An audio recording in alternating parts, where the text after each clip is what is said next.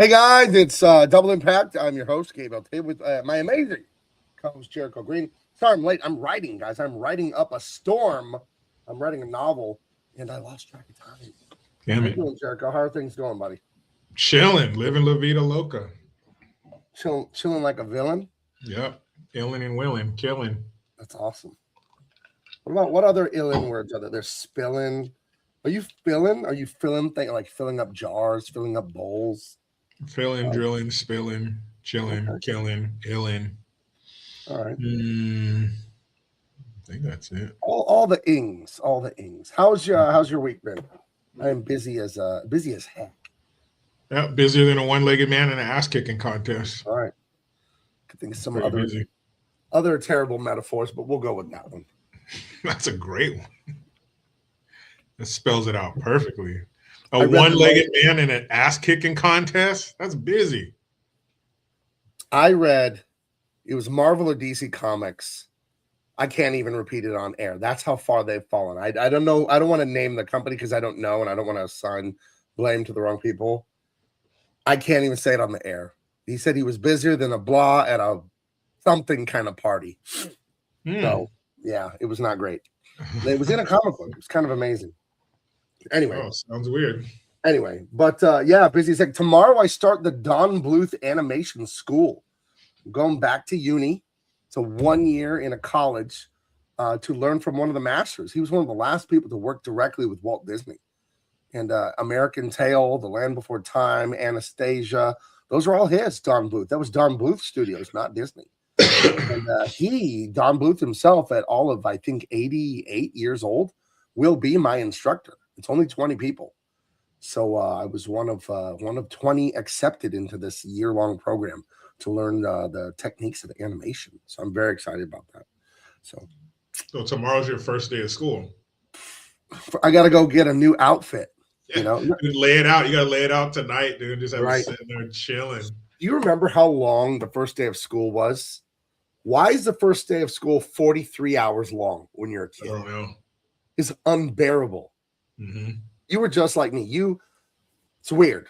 I was in the gifted and talented program. I could get an A on anything when I wanted to. I didn't do great in school. Once I got to middle school, high school, it couldn't hold my interest. School was so boring. Yeah. And you told me the same thing for you. Couldn't take it. It wasn't hard. It wasn't challenging. I think that was the problem. It was intolerable how boring it was. Because you tell me if this is your experience. For me, the problem with school was, yeah, I got it. You don't have to re-explain it.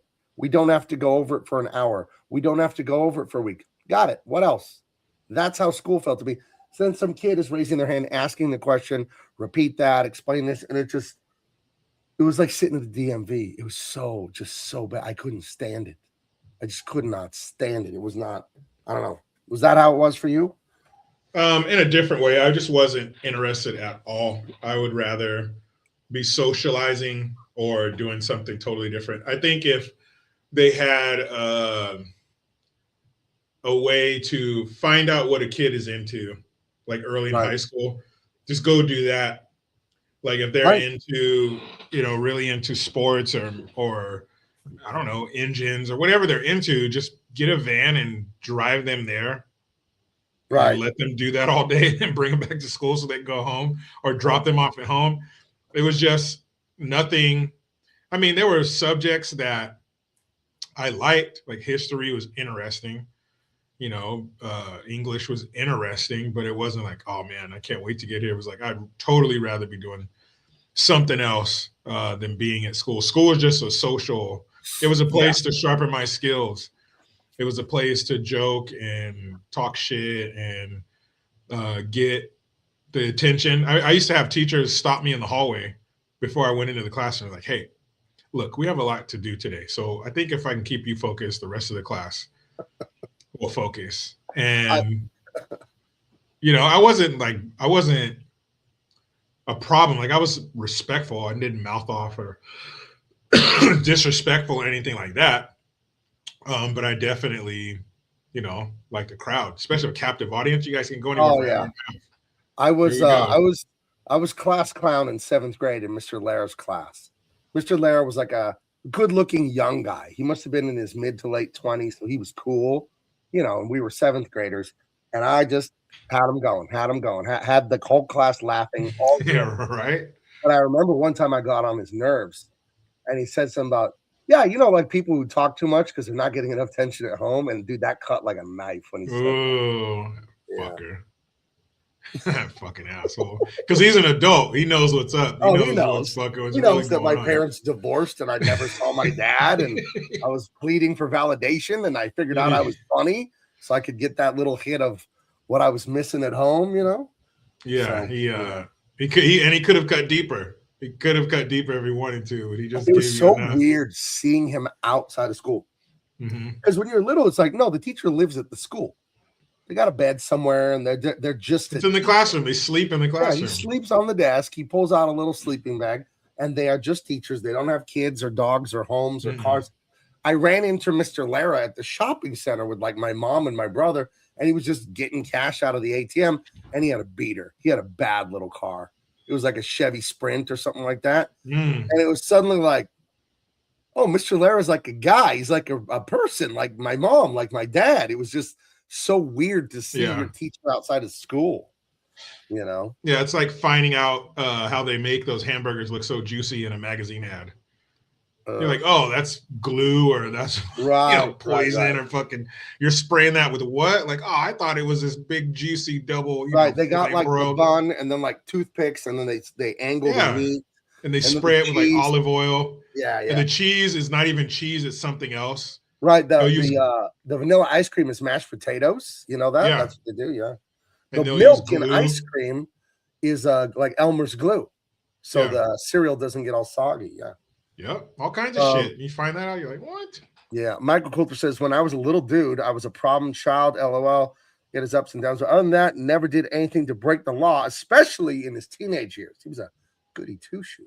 Oh, you're a little shit though in the. Were you a tattletale? Classroom? Were you a snitch, Michael Coulter? Oh, I hope not, man. Oh, you better not be a Those snitch. Are the worst. No snitch. Those are the fucking worst, man.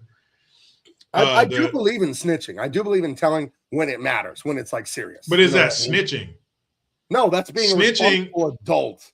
Snitching is when you're also doing something wrong and you tell on other people who are doing what you're doing. Like you're rolling over on you commit a crime out of it. Yeah. You commit a crime with a group of guys and then you roll over on them. That's snitching. That's being a rat. That's a piece of shit.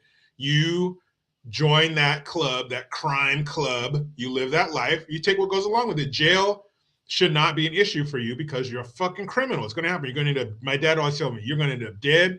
Not like me, but if you go down the wrong path, it ends two ways: dead or in jail. Period. Or jail, then killed in jail. Yeah, there's no retired drug dealers. So if you do that, then yeah, you're a snitch, you're a rat. But if you're a law-abiding citizen and you're witnessing a crime, like you hear gunshots and then an alarm and some guy runs out of a bank with a bag full of money and he runs right past you and they ask what he looked like, oh, here, where's your sketch artist? I'll tell you exactly what I saw. did a sketch. sketch. Say something wrong? Fuck that. I did a sketch for the cops because I can draw, obviously, and a crackhead lady. I worked at the returns cash register at Home Depot, like the last year I worked there.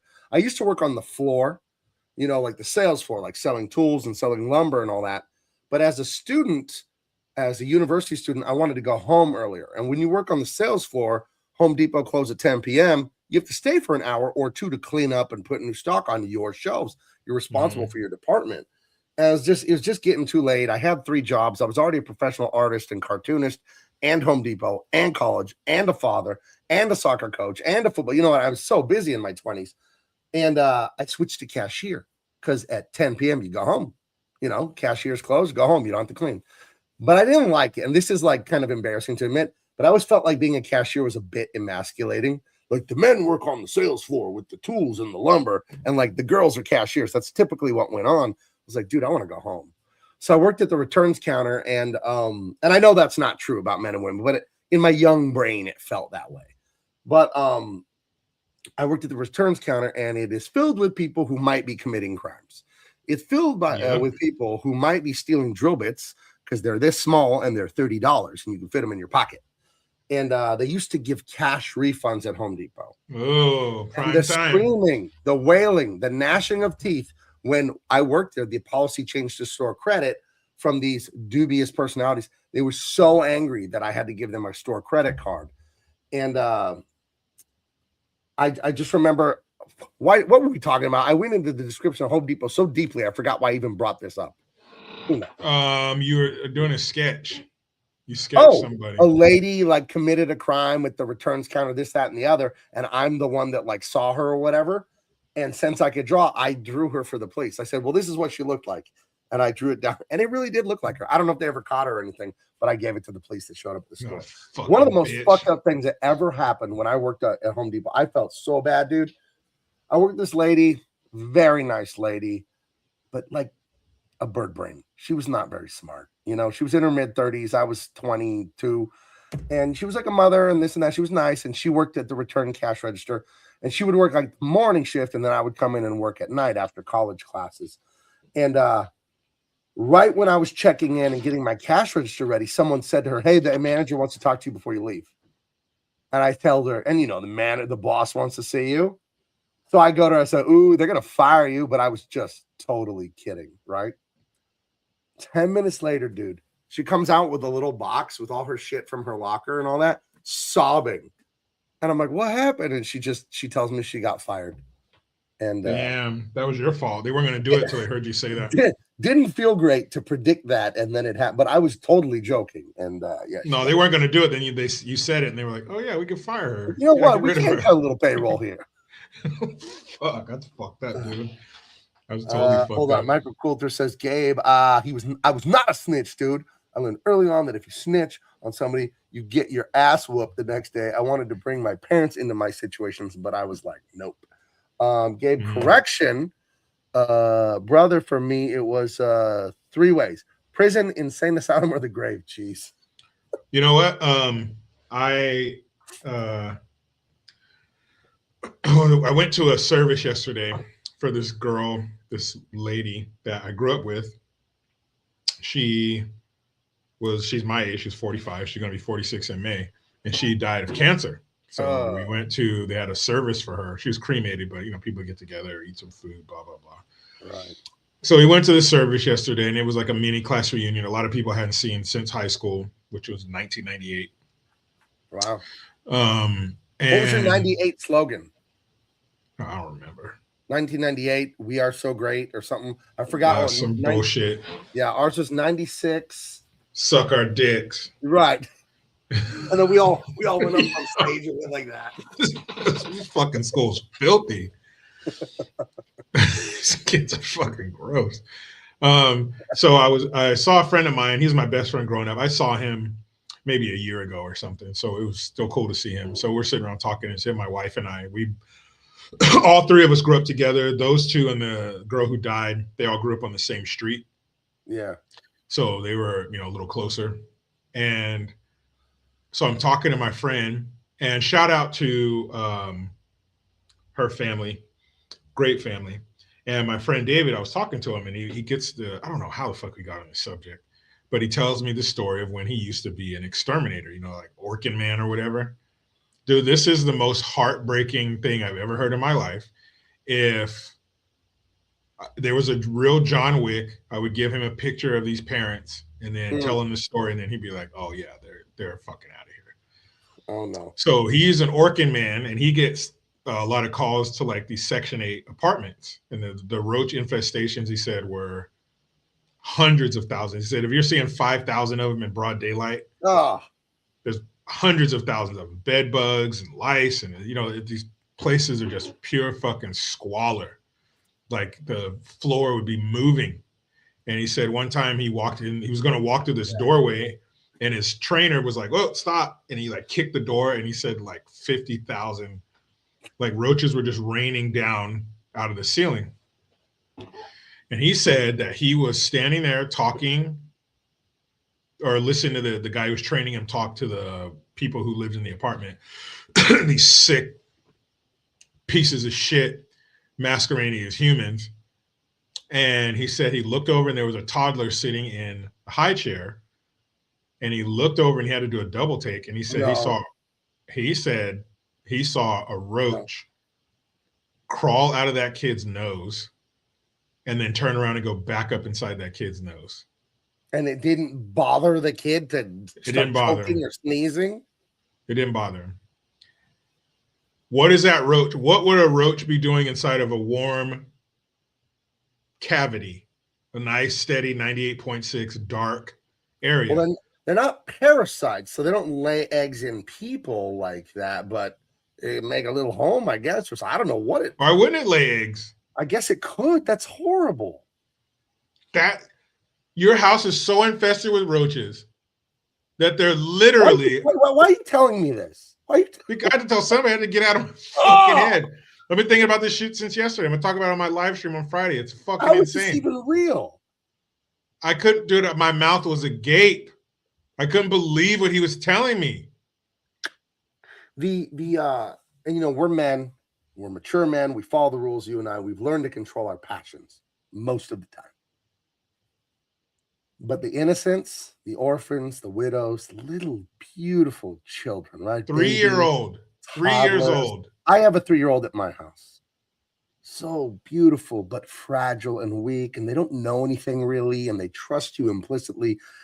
To think of people that mistreat them, it brings out the pure animal in us as men of what we can't even describe on YouTube, of what we would like to do to people that hurt children in any way. I don't have to say it. You know it, Jericho. I know it. Hey. And if you can imagine what you would do to these horrible people that would do this, I'd be like, yeah, that sounds right. That sounds about right.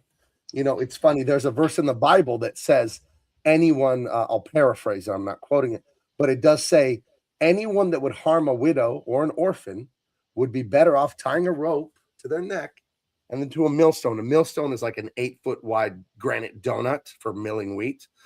Tie a millstone around their neck and throw them into the ocean. That's better for them than what God will do to them. Hurting orphans, widows. There's that other verse where the disciples are telling Jesus, get these kids out of here. They're all noisy. And Jesus says, suffer the children. That's where that saying comes from. And no, treating children, the weakest, the most innocent among us. Nah, man. Nah, man. The exterminator, he needed to get rid of the roaches and the parents. Dude, I said you should have grabbed that kid and just sealed that door, nail it shut like they did in China during the lockdown, where they were just boarding people inside of their homes who were infected. Right.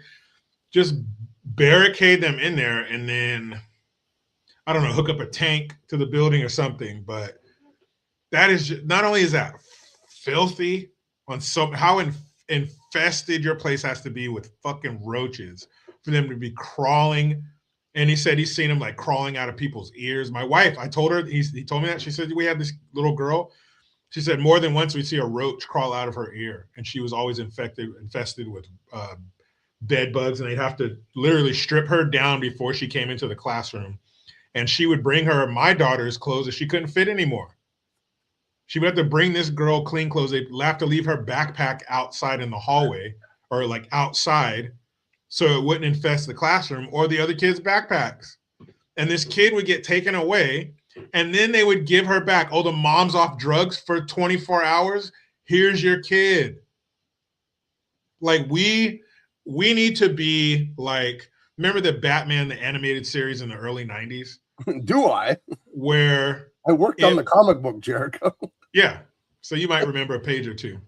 Yeah. So, but you know how Batman always has one foot in the modern world and one foot in the old world, he had that aesthetic of the Art Deco of the 30s. Yeah, the 30s. Yeah, the cop cars are old, but they have all the newest technology inside. Yeah, they still had a computer, but the building was Art Deco. It was a gorgeous idea. Yeah, we need to do that. We need to live in the modern world, but punish in the old world. Have our cell phones and our big flat screen TVs and DoorDash and all that, but we punish people like it's 13 to 1500. Modern technology of the DoorDash technology. We could send something right to someone's house. We could send a millstone right to somebody's house, and then it'll auto tie the thing around their neck and take. That's too quick. You're gonna drown. Maybe for, I don't know, you take a mouthful of water, your lungs fill up. You're gone. What, a minute? Maybe if you fight, I don't even know. How long does that take? That's too I'm talking like skinnings and things like that. Like we're getting, because if you do that, the roach crawled out of the boys, the little chubby cheek, and he probably didn't have chubby cheeks. He's probably underweight, malnourished, but a little chubby cheek, innocent, that little tiny voice. That little They're not voice that talking says, too well. it says Spider-Man instead of Spider-Man. Exactly. You know?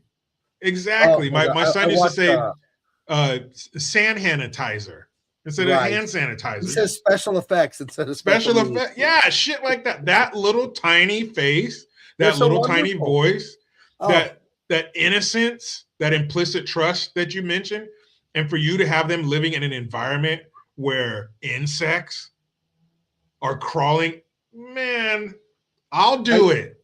I'll fucking do it. I played Star Wars with the 3-year-old for like 45 minutes the other day. I couldn't get her to stop. And she's a little actress. And she knows the Star Wars movies by heart now because she's seen the original trilogy like 4 times now. And we're running around the house. I bought cheap lightsabers on Amazon. And we're running around the house. We're saving Han Solo from the frozen in Iraq. And we're saving Princess Leia from the jail cell. And she starts acting. She opens the door to one of the rooms and goes, Princess Leia, are you all right? Come with me. We'll get you to the ship. We'll get away from Darth Vader and all this stuff. And we're just running around playing Star Wars. And after like 45 minutes, I was like, okay, I think we saved them all. I think we got to go now. But we played and played and played Star. I haven't played like that since I was a kid. But like, who would harm a hair on these creatures' heads? What's his name? Was it Adrian? No, fucking Tyreek Hill. The receiver he was on the Chiefs and now he's on the Dolphins. Just got him. The Dolphins just released him. Great. He broke his 3-year-old's arm. Allegedly. He has good attorneys, Jericho. Say allegedly. But how do you do that? I've had 2 3-year-olds that I've raised. The only way you break a small child's arm is 1,000% by accident. Something happens that has nothing to do with anger or violence. Like they trip playing or something like that. You know, they land funny and trip, or like it's an innocent accident is the only way. Is the only way. There's never a reason to put hands to on grab a 3-year-old that hard or whatever, throw him, slam him, punch him, whatever he did. Tell me they weren't listening. Yeah, they're 3 years old. They're 3 years old. They don't understand anything. They don't even speak properly yet. Right.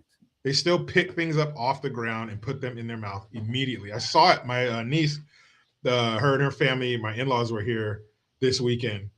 And before I could tell her not to, she dropped a piece of pancake on the floor. I don't know what I was thinking. I thought she was going to put it in the trash can or something. She went down, picked it up, put it right in her mouth. I was like, gone. So that's who we're dealing with. And she's 3. She just turned 3 a couple weeks ago. That's what we're dealing with here. And you have that little baby, that little angel. They're not, and no one's bad at 3. Jeffrey Dahmer wasn't bad at 3. No such thing. Hitler was a cute little shit at 3. Stalin was cute at 3, innocent at 3. No one's bad by 3. Yeah. 3? And you got this little ray of light, the most pure life form on the planet, living in such filth. And I'm sure that was just the tip of the iceberg of abuse that child, because that's abuse. Absolutely. That's negligence.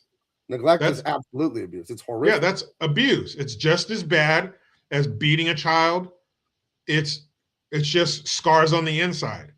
And who knows what kind of people they had in and out of this place, who this kid was left by themselves. That filth was just the tip of the iceberg. Well, the research I've done extensive research into childhood trauma because of my own past with my parents being divorced. And and it's not a contest. Everything bad hurts. I get it. It's not a contest, not a victim Olympics. But the research I found from like Center for Disease Control and FBI crime statistics and psychological, academic research, neglect is the worst form of abuse. And there's a simple reason why. Because being yelled at or intimidated or slapped around is awful and unacceptable. Again, not a contest. But neglect, you're beneath contempt. You don't even matter. You don't even exist. You don't even matter enough for me to hate you. I won't even acknowledge your existence. And the ultimate fear of the young, the toddler, the baby, the little kid, is abandonment, because they inherently know abandonment is death. If mommy and daddy leave, who feeds me? Who cleans me? Who holds me? Who washes me? Who puts me to bed? Who fights the monsters? Who keeps the bad guys away? They know that they can't survive without us. So abandonment is death, and it puts people in fight or flight as a child when they're neglected, and they can stay in it the rest of their life. They can think everyone hates them, nobody accepts them, nobody will ever help them because mom and dad didn't help them, and they can think danger is around every corner. They consider everything, and their brain goes, yeah, but what's the worst that could happen? Literally. Like, oh, don't get on an airplane. What if it crashes? Don't do this. What if that happens? Don't do that. What if and they can be stuck that way years and years later. And the reason I've researched it is to work on myself. Because yeah, maybe your parents did whatever to you. It doesn't matter once you're an adult. It's your problem now. It's your problem. And my problems from my childhood, they're my problem. They're not my parents' problem anymore. It's my job to fix it. So I do tons of research and tons of work on it. And you have to, the only way around fear, there's no way around it. There's only a way through it. I'll tell you a funny story. This should embarrass me, but it doesn't, because I'm learning to get through these things. I got a brand new iPhone. It's awesome, but I got the cheapest one, but the brand new one. And I've needed a phone for a while because the plug broke on my other one. I couldn't charge it. The battery would run out fast, but it was good other than that. But it was just, I had to always plug it in to charge it. But then when I plug it in, the plug wasn't good. So it just became kind of unusable. Apple has a program, most phone companies do, where you bring them your old phone and they'll give you a credit. Like they gave me $80 for my old phone. Now I have a stack of old phones in my house. I never give them the phone back. Do you know why, Jericho? Because you think that the government's going to go through it. Close, but not the government. To assassinate you. I think I subconsciously thought Apple won't erase my phone correctly, and then someone can get into my old accounts and spend my money and look at my emails, and it had my data and it won't be secure. That was the subconscious fear. And I thought about it out talking to my wife, like, they're going to give me $80 for something I'm going to just stick on the shelf. I should give it to them. So I went and gave it to them, even though it scared me and went against my instincts, because I realized, because of all the work I've done on myself, that yes, that fear that Apple, a multi-trillion-dollar company, do you think they're going to take my phone unerased, hand it out, and cause me trouble so I can put that in the news and fuck up their business? Is that worth $80 to them? You really think they do something that's stupid? Is what I told myself. Really? For $80, they're going to put themselves in all this jeopardy? Why the fuck would they do that? Why the fuck would they not know how to erase the fucking phone that they made? Why the fuck wouldn't they? So I'm yelling at myself. Stop being afraid that you can't trust anyone. Dude, take all those phones back in there. Like your parents were divorced and your dad wasn't around a lot, so you don't think anyone's ever going to help you. So the only way to fix that in your heart and your mind is to do the things that scare you, that make you trust people, that they'll do good things to you. So I went home, the simple step of erasing the phone. I took it to the mall. I handed it to the kid. I got my $80. Nobody has my information. I'm safe. That's the kind of shit neglect can do to you. You grow up and you're an adult and you have fucking weird ideas.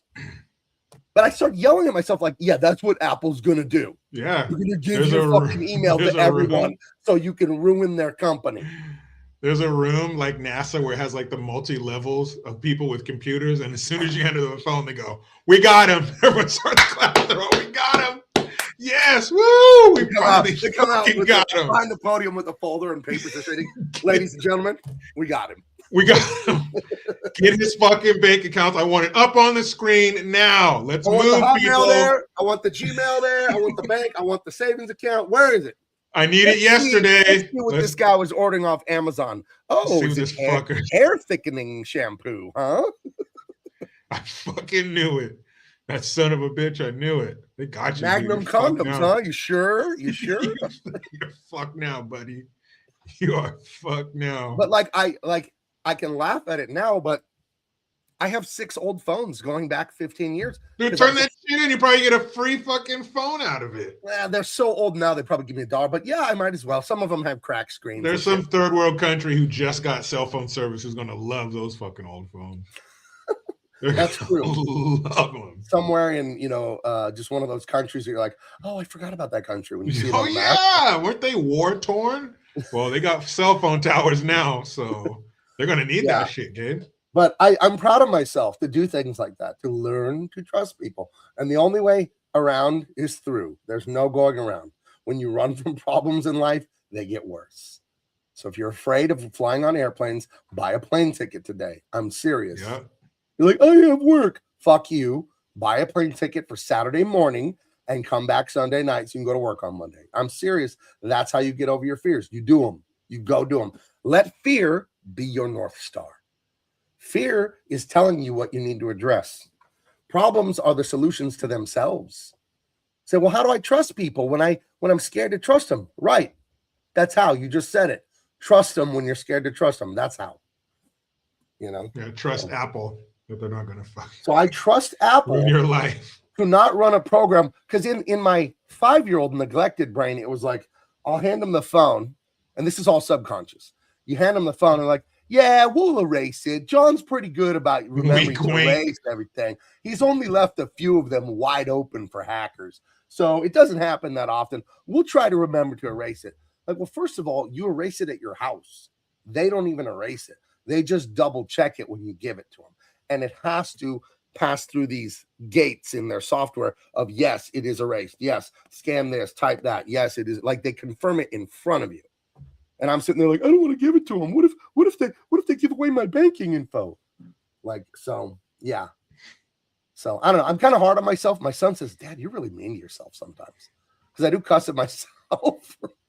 I do that too sometimes. You fucking idiot. I stopped saying I hate you.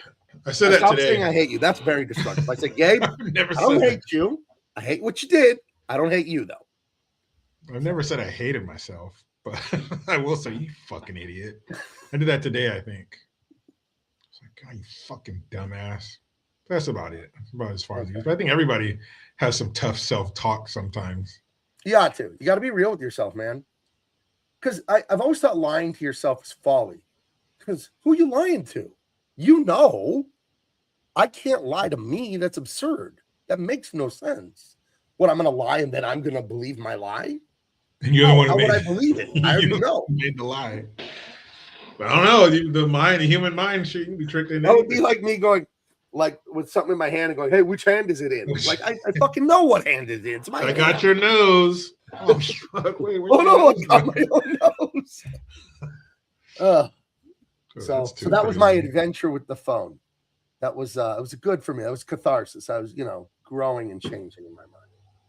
So growth is good. What were you said you've told yourself that you called yourself a dumbass.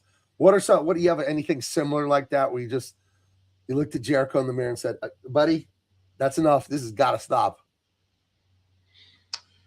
Let me see. I don't know, I'm pretty perfect. Pretty perfect. pretty amazed. Well, here's something that I've done ever since I heard it. And I must have been, I don't know, I was a kid, 10, 11, 12 at the oldest. I was a kid. And my mom said it to me. And to this day, I won't do it. Really? For some stupid fucking reason. And my wife did it the other day, but I won't do it. Ooh, so my mom, and I've heard it a few times growing up, and maybe from some other family members, but mainly from her. She said, if you put your hat on the bed, that means somebody's going to die. Right? Oh. So as a kid, I never did that. What a weird superstition. Like, I didn't want to roll the dice. Like, what if it is real? And to this day, I don't do it. But like the other day, my wife, I was wearing my hat. She took my hat off and threw it on the bed next to me. But I wasn't going to freak out and be like, oh my God, maybe somebody's going to fucking die. So I didn't say anything. You jumped on the bed and knocked it off. Fucking like, pushed her 3 more seconds and you could have killed someone. Fucking killed somebody. You psycho. You look out your bedroom window, a car just misses a guy walking his dog. You see that? That was almost your fault. I'm out of here. I'm through.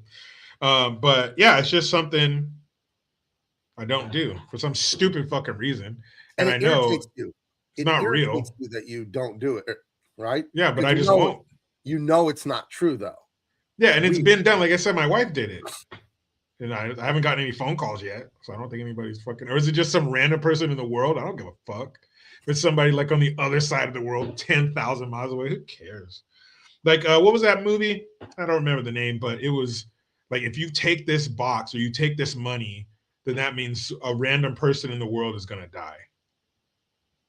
And it was like, I don't know, let's say $10 million, like an amount of money, we'd be like, ooh, shit, you know, $1 million just isn't what it used to be.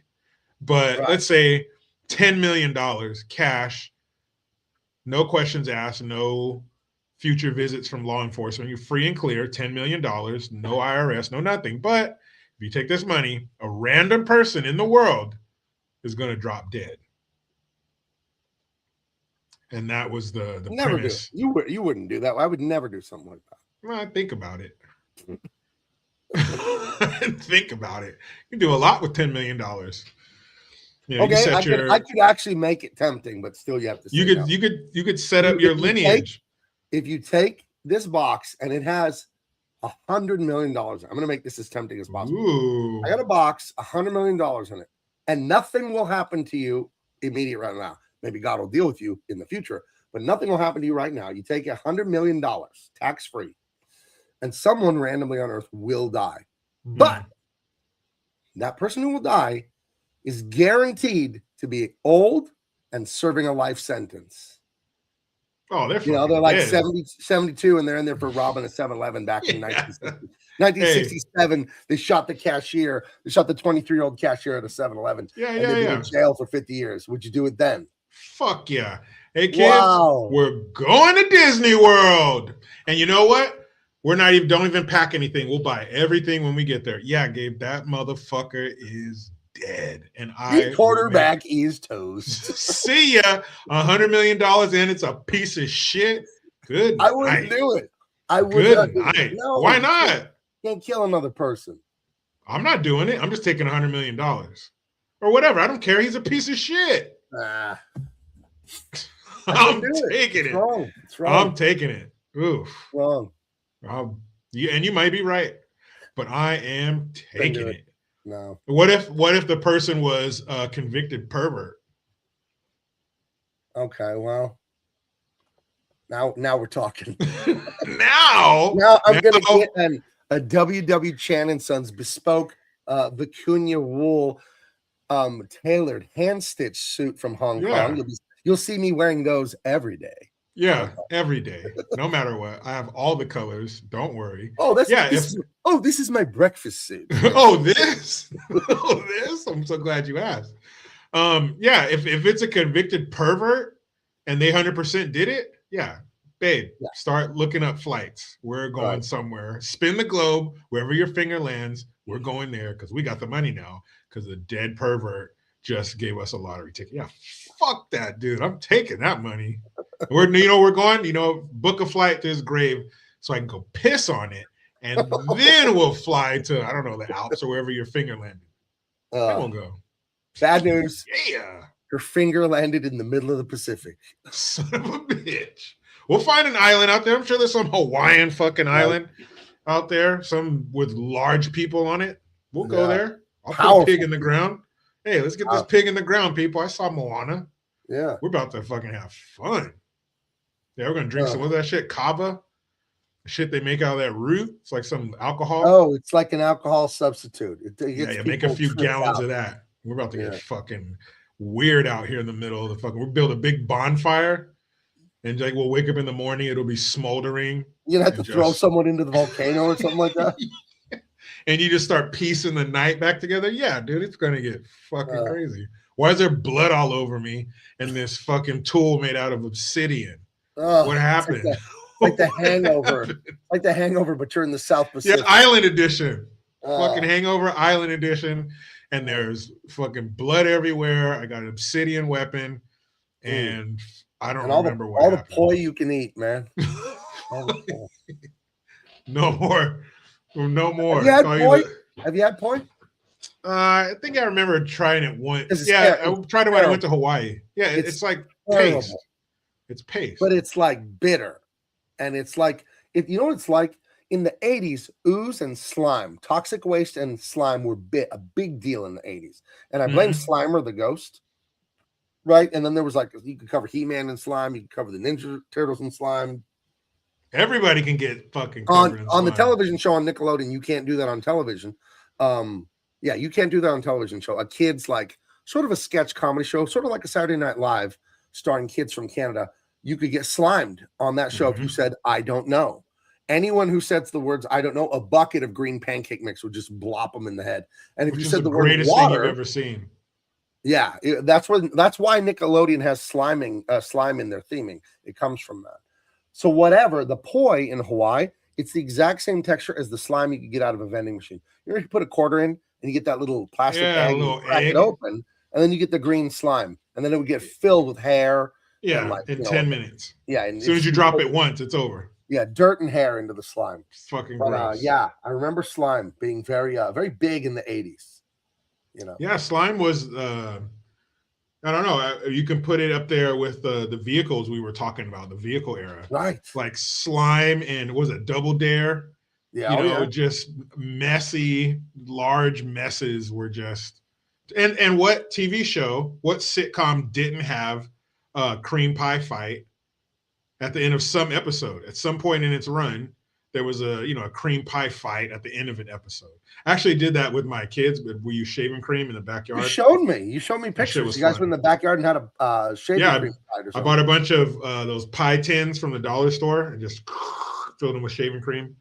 And just, it was fun. It was a lot of fun. But yeah, I don't know, man. Just I don't know why slime took off like that. And yeah, toxic waste. That was the hacky corporate bad guy thing. He's dumping toxic waste. Like, that's no questions. That's the Nazi of today. You call somebody a Nazi, that's a conversation ender. If you were accused of dumping toxic waste in a movie in the 80s and 90s, automatic piece of shit, whatever Steven Seagal has to do to him in his fucking Indian jacket with the tassels everywhere. He deserved it because he committed the cardinal sin of you dump toxic waste, you son of a bitch. Kids play in that water. On these native Indian native lands. Why do they're always the ones getting toxic waste on them? Oh, jeez. Fuck. They said I don't know. So then the company dumped it on their heads. Yeah, dude, don't you know this is real life Nickelodeon? Except it's not slime, it's fucking it's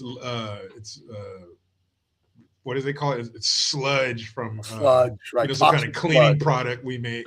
Right. We don't know what to do with this. We've come up with all the different ways we can fit it into your food, but this is what's left. So we're going to go ahead and dump it here on top of your TP. 2 news items I wanted to get to that I thought were so much fun this weekend. America putting belt to ass on Canada at the only thing that matters to them. Ooh, sorry about that. Sorry about that, Canadian friends. No, that was the Canadians apologizing for playing against us. Right. They fucking apologized. It was so nice to see that a sport America cares so little about. We don't give a fuck about hockey. Oh my gosh. I hope we win the World Cup of Soccer this summer because we care about that even less. Less. Like if I had a basket full of fucks and Canada's like, or hockey was like, I want one. No, I'm not giving a fuck to you, hockey, because we don't give. Like, can you cut a fuck in half? I don't give a half a fuck about hockey. I just know it's cool that they fight. I respect that. But they throw down. Can someone tell them that rubber mouthpieces have been invented and they can keep their teeth? They work. Someone should tell them that. Yeah, because none of them have front teeth. Yeah. I do love the tough guy aspect to hockey. I think that's awesome. Yeah, they fight. What other sport where you can punch somebody? Well, how hard could hockey be? You're on skates on the ice. It's got to be incredibly hard. I just don't care about it. Yeah, I don't give a shit about hockey. Yeah. So, it's crazy when one of them takes a blade to the fucking jugular, though. That guy died like 2-3 years ago. Yeah, that'll do it. It was terrible. 12-inch blade to your jugular, that ought to do it. But yeah, America, if there were things, like if there was a pile, let's say wherever the geographical exact middle of America is, and everybody traveled took a pilgrimage to the middle, to the geographical middle of America, and when you went there, you brought something to throw into the "we don't give a fuck" pile. And so, if everybody in America traveled to this part where we dumped what we don't give a fuck about, everybody would bring soccer or hockey and throw it on that pile, because we don't give the sport that makes the majority of the world happy. The world loves soccer. Why? We play soccer here until we're like 4. Soccer is intolerable to play and watch. It's boring.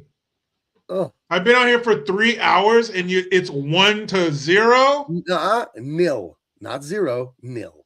But that's why I don't give a fuck. That's like going into Starbucks. Actually, that's venti, bitch. That's small, medium, and large. This is not the northern coast of Italy. All right, this is a strip mall. The center of America, according to the Misers, we didn't give a fuck. Kansas. I knew it. I knew it was Oklahoma, somewhere around there. Thanks, we didn't give a fuck is right outside of Rat's Ass, Kansas. We don't give a fuck, and then who gives a rat's ass? Yeah, and that's actually exactly 100 miles from tough shit. Right. And their sister city is the sister city. I don't give a shit, and that's actually in Oklahoma, though. So technically, yeah, it's right there. It's right there, yeah. But it's in that that weird little piece of Oklahoma. Texas's hat, that little line that goes. Yeah, was that Texarkana? What the fuck is that? What is that for? That thing? That's our DMZ. That's America's DMZ. What goes on in that part of the country? Nothing. The air temperature. Long little rectangle. The air pressure is different there. Yeah. When you walk there, your ears pop like you're on an airplane. It's fucking weird. But if you go to the highest point of tough shit, you can actually see. You can see the top layer of "Kiss My Ass." On a clear day, you could see it. You see kiss my fucking Did you know ass. that Badwater Basin is the deepest point in the U.S., right in the middle of Kiss My Ass? It's the deepest point, Badwater Basin. But if you go too deep, it fucking stinks. Oh, right. Well, it's some cave filled with like sulfurous rocks and a lot of murky water. Very murky. Yeah, so the murkiest. Yeah, but dead center. Badwater Basin, lowest point in America. It's Kiss My Ass. That's right. Kiss my ass. Yeah. It's nice, man. But a lot of people go there on their way to fuck off. Oh, that's like the tourist. It's real touristy there. Yeah. The locals don't like to be there during the summer. Right. Just fuck off. Everybody comes in. They buy the cups. I heart fuck off. Right. Well, fuck off. That was a stupid T-shirt. Right. And then there's the fuck all the way off on the coast. And that's that place where people take those long walks off of short piers. Right. Yeah. So, yeah. You don't want to be one of those guys. Yeah, those guys, the guys who take the long walk off a short pier, also hang out with the guys who don't know their ass from a hole in the ground. Right. Yeah. And those guys, they're still trying to figure out their ass from their elbow. They're friends. So it's like it's a whole thing. Yeah, but they're like subsidiaries of the parent company, which is that those guys don't know whether to scratch their watch or wind their ass. They kind of begat those other guys we're talking about. And then and they've been trying to work with the guys that don't know they don't know whether to shit or go blind. And those are direct descendants of the people who don't know shit from Shinola. Right. That's kind of where it all right. The Shinola didn't know anybody from Adam. Shinola himself. Yeah. Shinola. You got to be careful when you bring up Shinola. Yeah. That's great. No, he wouldn't, Yeah. So he's a good guy. He gets a bad rap. He gets a bad rap, but Shinola. Bad rap. Yeah. Shinola was something else. Yeah. Remember my best friend, the exterminator, his dad would always tell him, you don't know your ass from a hole in the ground. Or you don't know shit from Shinola. Those are his two fucking go-tos. Right. I do that all the time. You don't know shit from Shinola. What is Shinola? What the fuck is that? It sounds like some sort of cleaning or furniture polish or something. I'm going to look up Shinola. Yeah, what is Shinola? One of those things that we've heard our whole lives but don't know. What the fuck is that? What is Shinola? We know what shit is. Got that. Okay, hold on. I think I've gotten to the bottom of this. Here it is. Shinola. Oh, literally Shinola. So it must look like shit. Yeah. Was it shoe polish? Oh yeah, probably looks like Yeah, shit. Shinola shoe polish. So somebody out there accidentally polished their shoes with shit one time. But what if it got a really good shine? It smelled horrible, but man, that shine was beautiful. Oh. Once you got all the corn and the peanuts out of it. Yeah. Yeah. Shinola, that is fun. That looks old. That looks old as hell. Yeah, it does. That's an early 1900s. Oh, and here's brown. They got brown Shinola. Maybe that's why they wouldn't know it from shit. Yep. You don't know shit from Shinola. Yeah. There you go. There you go. Oh man, how cool it is when those sayings literally last centuries, or at least a century. I'm sure that saying's from, like you said. I don't like when advertisers get really dirty and crass. I remember Frank's hot sauce. I think they still do it, but 5 or 10 years ago. Oh, the old lady. They had a thing where like, I put that bleep on everything, and they're implying she's saying shit. Yeah, that was abrasive. I don't think you should use the word shit with something I want to eat. I'm just saying. I don't want to think about poop while I'm eating. Well, I think what made it so abrasive to me, at least, was that it was an old lady. Like if it was a guy like, hey, Frank's red hot sauce, I put that boop on everything. Like that wouldn't have been so abrasive. But that's an old lady. It's a grandma. Like it's weird to think that. Not your grandma, but just grandmas. I'm not going to say anyone's grandma. It's weird to think that a grandma partying, drinking, getting freaky. Yeah, that's like just... you like. It's like when I saw Mr. Lara, my teacher at the bank. Like, wait, no, grandmas make cookies. Yeah, no, like, grandma needs to be. How did grandma have your mom? Grandma got pregnant. I want you to think about that. Was doing her fucking thing, but grandma wasn't a grandma then. Grandma was just a young lady, who hopefully was courted and didn't give it up too soon. Right.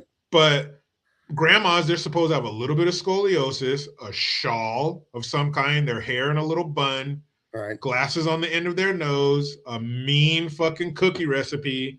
And candy. If your grandma, hard candy, gum, a stick of gum, big red checkbook, cinnamon gum. Yeah, checkbook. Some kind of medical card. My grandma had the rectangle Kodak camera that you pulled apart and then the one piece went down. My grandma had that one, the Kodak, and she would always take it.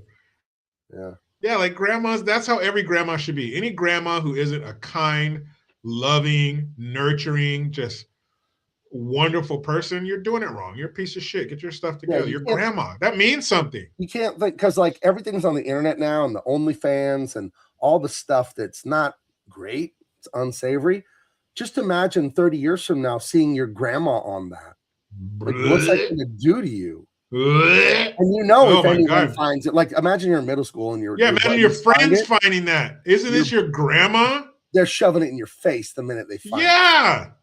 Don't worry about you finding it. Worry about your fucking friends finding it. Right. And jerking off to your grandma. That's just gross as fuck, man. It's gonna happen. People are disgusting. That's the other side of this double-edged sword known as WWW. Fuck that, man. That's gross. Grandmas are supposed to be kind, and grandpas, they're supposed to know how to do something with their hands and have cool stories to tell. And they're wise. They're wise, and you learn something from them. Grandpa, that's how Grandpa, and he's supposed to regale you with tales of his days walking in the snow to school, uphill both ways, barefoot with one leg, and your grandpa's cool too. Your grandpa, he's nice too. And he's telling you stories about, I remember when your dad, blah, blah, wait, dad was a kid? What? Oh yeah, your dad. It should be what I tell my kids, mostly my daughter, because she's 14 and teenage girls are fucking demons. But you guys are so young, it should be all fun with your friends. If it's not all fun, you're doing something wrong. My son's 10. If it ain't all fun with your friends, find new friends. It's not going to get any more fun than 10. Dude, if it's not fun, you're doing it wrong. If you go buy something like from IKEA or some shit that can be assembled by any dumbass in the world, if it's hard, you're doing it wrong. You kidding me? It should be good times with your grandparents. If it's not all fun, they're doing it wrong. or somebody did it wrong. If they got to raise you, that's fucked up too. If your grandparents are, thrust back into parenthood, I think they've served their time. They should move on to the grandpa phase. Fun, hard candy, staying up late, feeding you like you're going to be trekking across frozen Eastern Europe and you're just going around the corner. And that's how it should be, man. Grandparents should be a good time because you did put in your work. Did you did raise your kids. Did you have all your grandparents growing up? I didn't. I had my mom's mom until I was 8. She died. I had my dad's mom via letters and phone calls because she lived in Mississippi. I didn't meet her until I was 17. And my mom's dad, I didn't meet him until I was 13. He lived in Kalamazoo, Michigan. And then my dad's dad, he died before I was even born. I think he died in the 70s or something. I never had that. I never met my dad's parents. My grandfather, my dad's dad, died before I was born. He was bumped off by Gaddafi's goons. That is the family lore. My grandmother on my dad's side had a heart attack when I was very little or right before I was born, and we didn't go to Africa for the funeral. My mom's parents raised me. I was with them constantly until I was 8. My parents divorced. Then we lived here, but in the summers, I would go live with them for 2 months. I would live with them pretty much from mid-June until like days before school started in September here. So we'd be the middle of June until the very end of August, beginning of September with my grandparents. So just about 2 months a year. And they lived until I was 19-ish, 20. My grandpa died in 97, the day before Chris Farley died, or the day after. That was in the news. My grandfather died when I was 18, I think. 19. And my grandma died when I was 20, like 9 months later or whatever. So I got them my whole life until I was an adult. And they were the best. They were the best people in the world, just really good. My grandpa was born in 1918, and the whole thing, the Great Depression, World War II, all of it. He saw all of it. All the hits. Yeah, he was an awesome guy. My grandma was born in like 1924, something like that. So a little younger than him. And she was awesome. She was his right-hand woman. You know what I mean? She was what a wife was supposed to be, cooking, cleaning, raising kids, helping him run his business, working in his business. And it was a model for me. And that's what, my wife. So they say like you marry your mom, or girls marry someone like their dad. You know what I mean? Because of psychological modeling. I didn't. I realized my wife is my grandma. Very traditional, old school Mexican, very much feminine, submissive, and happy to be submissive wife. And I hate when you tell a feminist that. Like, I don't give a shit what feminists think, but I'm a little frustrated when they misinterpret what submissive means. They think it means that you're a fat, loud, angry slob, and you're ordering her around and making her miserable like she's a slave. She's when cowering. someone says that to me, they're just projecting that if you give them any power, they would be a tyrant. Because a thief thinks everybody steals, and a tyrant thinks everybody in leadership is a tyrant. It's like, no. I lead. It's like I always liken a marriage to driving in the car with my wife. I got the keys, the steering wheel, the gas. She'll do the map. You know what I mean? That's how it works. She supports me. I lead. That's it. I'm not bossing her around. That's stupid. Yeah. Those stupid feminists, they don't have an example of a woman actually being submissive. They don't know what that looks like because their mom was probably a raging see you next Tuesday. Yeah. And their dad was probably a feckless little weenie whose wife just bossed him. And his wife probably had a hyphenated last name. I see that as Hillary Rodham Clinton. Yeah, dude, I see that as a way out. To me, a hyphenated name holding on to your maiden name, it's like you're leaving the back door open. I do like this people, doesn't work. I don't like that shit. I do like people pointing out to the idiot feminists. They're like, well, I don't want to have a man's name. Like, that women don't have last names. You do know that, right?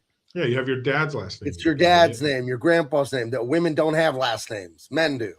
Yeah, so so Hillary Rodham, that's still your dad. That's disrespectful. It is. Like, I knew a chick who put out the door, a wife that won't take the name. Here's one. Please go in on all this. Be my guest in a second. A man, Jericho, that takes his woman's last name? Well, we all know that famous saying, a man who will take his wife's last name will take a penis. I've heard that a bunch of times. We all know that saying because it's true. If you take your wife's last name, then she's going to go out with her boyfriend and you're going to clean up the house while she's gone. Yeah, you're going to be downstairs trying to turn up the volume so you don't hear her boyfriend blowing her fucking back out in your bed in the wet spot that you're about to sleep in because you're a fucking beta. Where's the wet spot, honey? I want to sleep in it. You sleep in another dude's wet spot. Those are guys who take their wife's last name. They sleep in another man's wet spot in their bed. Yeah, that's a no-go. That guy will drive your car. He'll eat your steak. Yeah. He'll just take everything, man. Take whatever. What are you gonna do? What are you gonna do about it? What are you gonna do? There's no reason for him not to take it because you're not gonna stop him. Right. He just threw all of his ding dong inside of your old lady upstairs.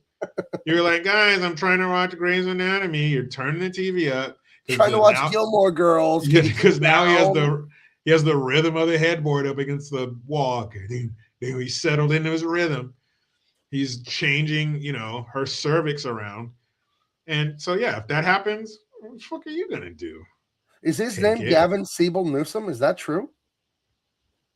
Is it? I know he's from the Getty family. Yeah. I'm going to find out. Gavin Newsom. Is that a thing? Piece of shit. What's his full name? I'm looking up his full name real quick.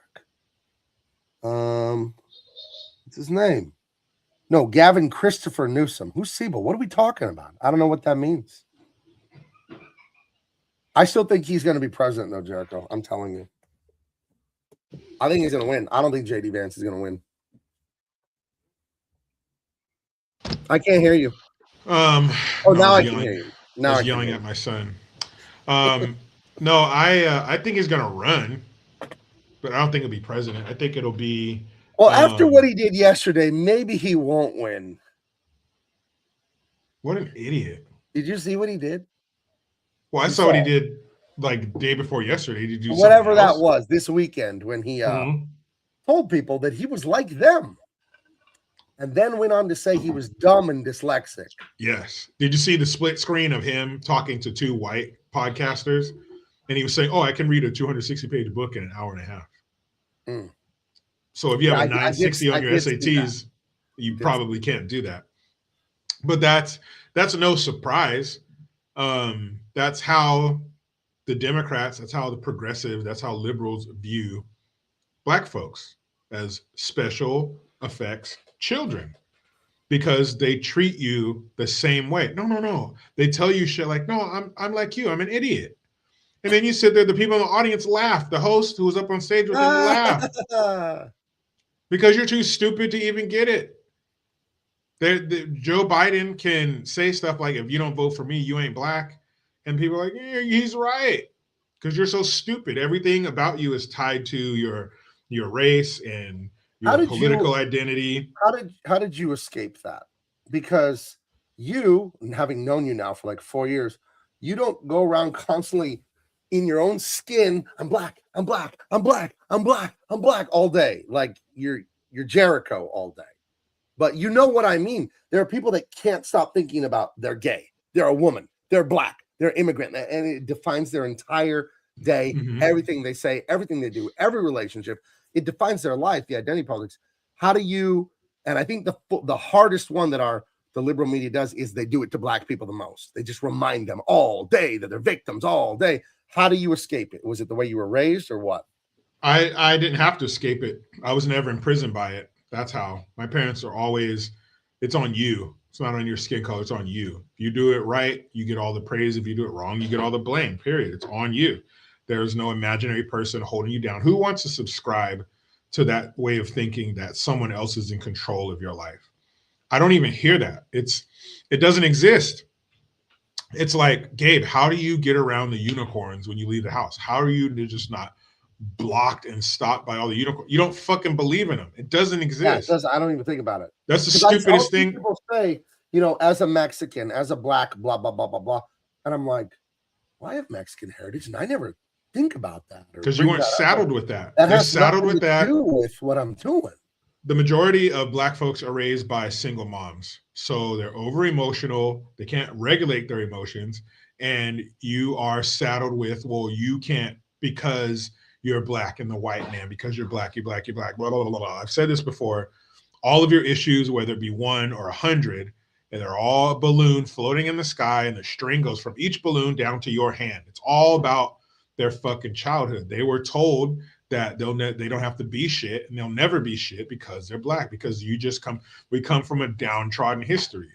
We were brought here. We didn't show up here. We didn't show up here. We were say that to someone. Why would you ever discourage someone? Because you're evil. You're evil, and you set it and forget it. Black people, most Black people, I would say, are the crock pots of ethnicities. You put all the ingredients in. You put the broken home. You put the victimhood in there. You get the mirepoix, and you put it in there, and all the ingredients. You put the lid on it. You set the timer. Well, let's see. I'll let it slow cook for 8 hours. You set the timer, and you fucking go to work, right? And when you come home, you got fucking the greatest roast beef you've ever had in your life. That's what it is.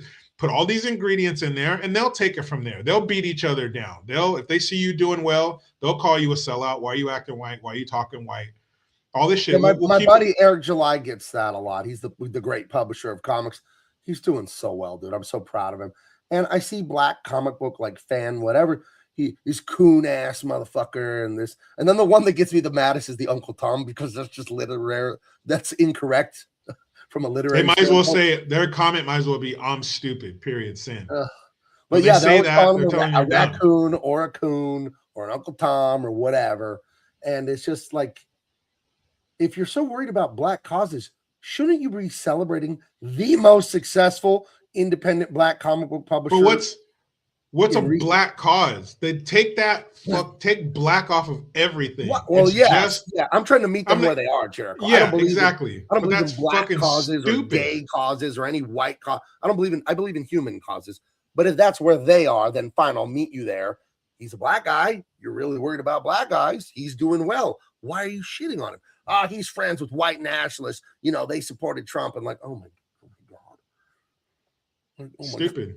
Like, just stop. But they can't. That's all they have.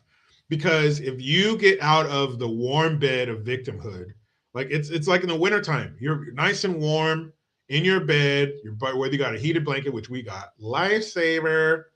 You got the heated blanket on, you got it turned up to like 8 or 9. It's nice, and you got to pee, but it's cold. I'm going to get out of bed, run to the bathroom, and then jump right back into that nice warm bed. So if you get out of that warm bed of victimhood, it's going to get uncomfortable. I got to do work. Yeah. I can't lean on, you ain't ever been shit. The way you came here, you didn't come here like everybody else, like the conquistadors and the fucking British and whoever. No, you were stolen and brought here. So the rip. Right there. No, you weren't. Maybe someone related to you 400 years ago. No. It's passed down through your DNA. The trauma is passed down. Why is it not passed down to anybody else? You can't on what they say. Based on what? It doesn't have. It's based on feelings. If I feel that it's true and it feels all right, I feel like that could be true. Well, that feels right. I'll tell them this. It's gotten you this far. You want to double down? You want more of the sadness, the failure, the just devastating. Yes, because that comes with more. That comes with I don't have to try. I came from slaves, sharecroppers. Then from that we went right into Jim Crow. Then we went right into fucking crack in the ghettos and the CIA. Like there's always fucking something. It's never jump out of the nest, use your wings, fly like everybody else. The sky is populated with all these different yellow birds and red birds and white birds that are soaring in the sky, but the black birds can't get out of the nest. And they don't have to because there's some white bird telling them slavery, Jim Crow, it's not your fault. And here's another, here's the cherry on top, the N-word. If somebody calls you that, there's no other race of people that have this triggering word. This like you're a can of gas. And this is the match. You shouldn't fall for that. It's ridiculous. But if somebody calls you that word, you have carte blanche Have you seen this video going around? To whatever you want. There's a video that resurfaced from 2022 about this young black kid who works at a Dunkin' Donuts. And a customer comes in who's a regular, even mentions that he thinks he has mental problems. The guy comes in, starts dropping the N-bomb on him in the drive-thru. I'm going to come in there. Sir, don't come in there. And up until the end, he handled it well. Sir, please, sir, sir, sir, sir, sir, sir, sir, sir, sir, sir, sir. And then the guy drops an N-bomb and he says, say it again. And the guy drops it again, punches the dude with the right hook. He falls on the ground, bangs his head off the cement, and dies 3 days later. And you look in the comments, and it's, oh, well, he shouldn't have said that. And white people been saying it for years, and let him go and all this shit. So I wrote, that's ridiculous. It's a word. It doesn't give you carte blanche it doesn't give you a green light to be violent because of a word. And even from white people, I expect it from the dumbass woke Negroes, all blah, blah, blah. White folks been all this bullshit. But white people, no, if you say that, he should have known better. You don't say stuff like that. If you can't handle the consequences, what the fuck are you talking about? Is it going to hurt your feelings? No, you're not if you're an adult. I don't give a fuck. I've been called. There was this crazy homeless dude we kicked out of the store. He's screaming, red face, veins bulging, N-word, the top of his lungs, store full of people. You talk about awkward. You talk about fucking 100 sets of eyes looking at you like, oh, you poor thing. He said the N-word. And what did I do? I walked him out with the other black manager that he was talking shit to. We walked him right out of the store. Have a good night, sir. How are people so dumb that they don't see that that whole thing is a psyop from the elites, the powers that be, to create division? That they get these people and tell them, if someone makes a sound with their face at you, this particular sound, you need to feel worthless, go crazy, and attack them. Instead of like, yeah, everyone, when they're being mean, they say they're going to pick the meanest thing they can about you. But like, okay, if someone called me a beaner, what am I supposed to do? Beat them up and go to jail? Exactly. First of all, am I supposed to care? Am I really supposed to care? Because I'm telling you right now, I don't care. Nope. I'm supposed to put my anal integrity on the line because I'm going to roll around in the dirt with this fucking idiot. Like, that's what people do. If you piss them off, they're going to call you the first thing they see that's going to hurt you the worst. How do we undo that? But if you weigh 400 pounds and you cut me off in traffic, what's the first thing I'm going to say? Right. You fat piece of shit, or something along those lines. That's how people are. They're trying to hurt your feelings. But if you don't have any feelings to hurt, then it's impossible. You're a perfect stranger. I don't give a shit what you say about me. But the comments, and I still get, you'll get notices every time somebody makes a comment on your comment. And it's always the same shit. I'm just like, man, never mind. You don't even understand what I'm trying to say. They start in with the coon and the Uncle Tom. They started on that because they don't have an argument. And it's just like, I would say this. What is more sacred, a human being or God? God is more sacred. He's worthy of ultimate respect. People take the Lord's name in vain all day. You watch me on this channel for 4 years, you can hang out with me my whole life. I don't say G damn it. I don't say JC. I will not say that. That's my religion. To me, nothing could be more offensive. I hear people say it every fucking day, all the time, every movie, television shows. I hear it all the time. Should I beat them up? Because to me, I guess that's a hell of a lot more offensive to insult my God like that. Well, you'll get in trouble. Right. If they find out you're knocking people out for saying that, you're the villain. You're the monster. It's a First Amendment right. You can't do that. Right. And that's another thing. That's a second layer of fucking stupid when it comes to the N-word. Not only is it just a word, who gives a shit? Black folks call themselves that fucking word. Then you get the dumbest public defense of it ever. We took it and made it a term of endearment. Shut the fuck up. That's the most retarded shit I've ever heard.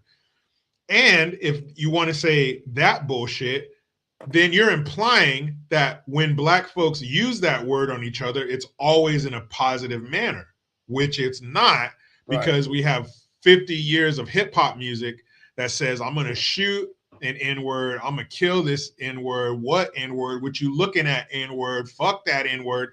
So I don't want to hear that bullshit about it's a term of endearment. No, it's not. It might be used like that sometimes, but I'd say most of the time it's used in a derogatory manner. which it was originally intended. I don't think anybody should use that word. You can, it's America. But I would be happy if nobody used that word ever. It's disgusting. It's vile. But don't tell me that you can say it. But if somebody else who doesn't have the same pigment as you, you have a green light to beat them into a coma, break their nose, break their jaw. For that. And there's no other race of people who have a fucking word that gives them carte blanche to be a fucking child. Right. And it's like, and then you have the fatherless problem in the Black community, and the father teaches you restraint and self-control when he's doing his job. So then, you get called that and you beat someone up because you don't have your dad in your mind going, I know, Jericho, I know what they just called you. Walk away. No violence.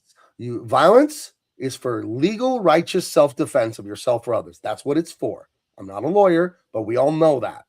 Okay? Violence is good when it's legal, righteous self-defense. It's not because someone called me a name. That's bullshit. Turn around and walk. Childish. Oh, you're a pussy. What are you afraid to fight? Like, no, you're a pussy if you're controlled by your emotions. Okay? That's I'm not fighting unless I have to. And if I have to, it's on. But I mean, now I'm getting to the age where I remember I saw my dad. I think he was cleaning his gun or something. And I was like, Dad, would you really shoot somebody? And he was like, I'm too old to fight. He's like, I'm not going to tussle with these youngsters out here. He's like, I'll shoot him. And I remember thinking, that's so callous, that you'd rather shoot somebody than fight them. But now that I'm older, I mean, if you got in a fight with somebody, who's to say that if they get the better of you, they're not going to stomp your brains out? They're going to end you, man. You don't know. Or let's say you're with your loved ones. You're unconscious. What are they going to do to them? I can't chance that.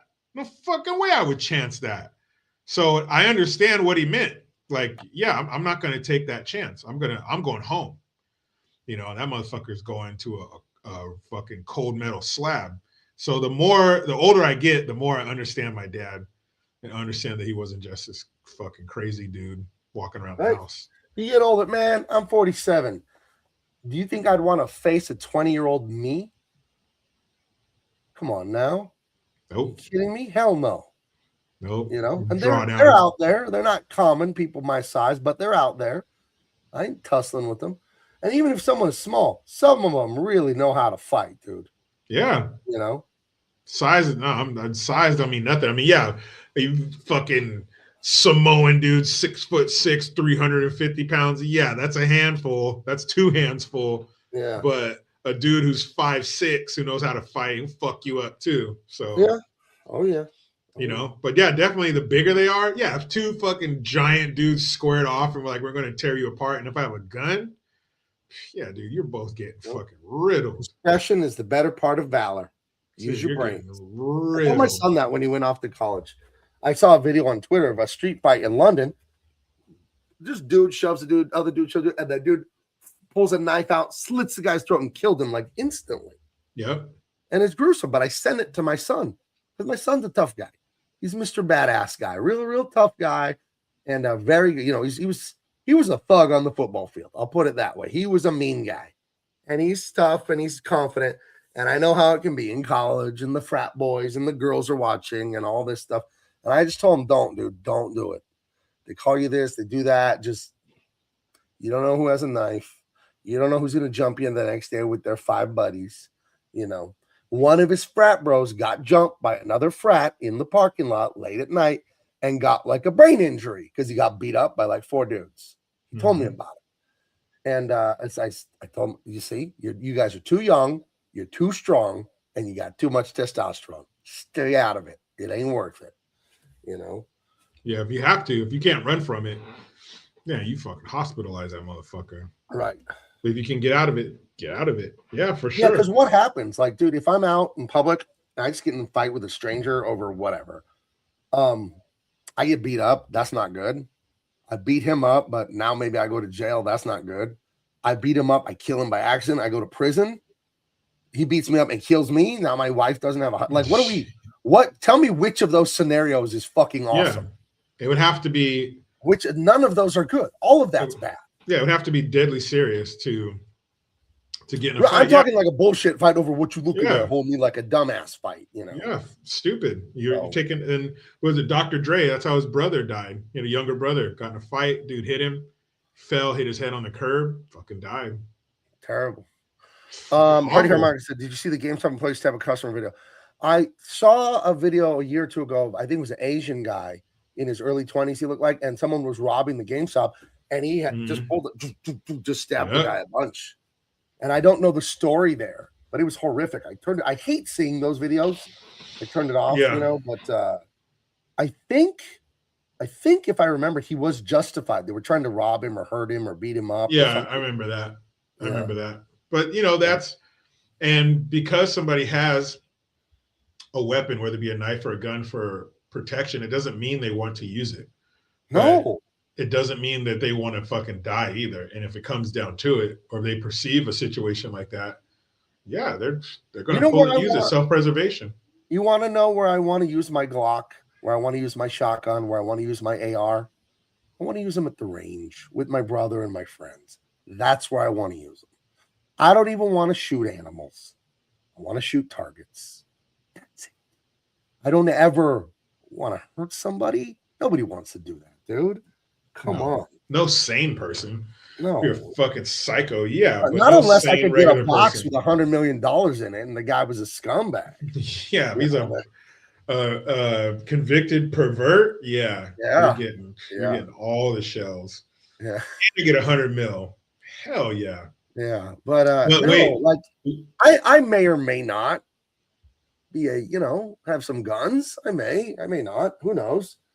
But, you don't want to do, no one wants to do that. I carry a huge stick with a giant knife. This is all legal in California when I go on my walks, because there was a Rottweiler off the chain one time.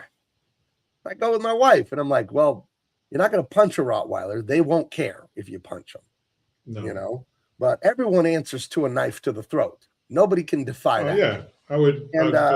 There's a couple big dogs in my neighborhood, and there are a couple tiny women that try and walk them. So about 4 or 5 years ago, I just started carrying a walking stick. I got up in Lake Tahoe at this sporting goods store, and it had 2 holes in it. So I attached some zip ties with a giant steel knife. It's all legal. You're allowed to do this. And I carry it with me on my exercise walks every day, just in case. Yep. And there's coyotes here in San Diego too. Believe it or not, near the ocean here, there's some canyons, there's some things, and it's filled with wildlife, including coyotes. Yeah. I've seen them at night. Tons of coyotes, mountain lions. 2 blocks from my house, I've seen coyotes. Yeah. So, yeah. I've seen a video of one trying to snatch this guy's 2-year-old. He's getting out of the car, going in the house, like in a neighborhood. Damn. Fucking full-blown suburbs. The coyote came up and grabbed his daughter. She had like a little puffy coat on, and like grabbed her, but he was right there. Fortunately, he turned around and was like, hey, blah, blah, and it let her go. But it was about to snatch his little kid, little 2-year-old. Fucking scandal. But I mean, we're totally infringing on the environment. And in that scenario, you don't want to just get your girl away from her. You want to get your girl and get a hold of that thing. Yeah. You do. Oh, I would. Because then you want to feel its legs back and break its shoulders and choke it and just, Coyote, you fucking hamburger. You ran up in the wrong fucking driveway, Coyote. You tell a Coyote, you done goofed. You fucked up. This is for the Roadrunner. Yeah. This is for motherfucker. Oh, dude. You gonna die. Yeah, I saw a coyote like 2.5 blocks from my house late at night driving home from the store. So yeah, it'd be lights out, man, for sure. But I growing up on the coast, we see tons of coyotes and shit all the time, mountain lions. When I go on a walk, I have one of those little things. It's like this, but then you go like that and it fucking extends. The extendo thing, whatever. Hell yeah. So that's what I carry with me. So I can keep it in my pocket. It has a little thing you can put around your wrist so you don't lose it. So yeah, that's what I use. And there's that video of that guy in the mountains. I don't know if he's in Colorado, California, where he is, but he's got his Glock out and it's like first person shooter. You just see the gun, and in front of his gun, there's a bobcat or a mountain. Oh yeah, and he fucking missed it like a bunch of times. Stay away. And then he fucking shoots it in the face, dude. And he's like, damn it, I told you to stay. Like he feels bad killing it, but What choice did he? What Fuck choice? that, yeah. Like I feel Fuck bad that. too, but like at the same time, what are you supposed to do? No, You know, I'm walking that thing down. It's getting shot a bunch of times.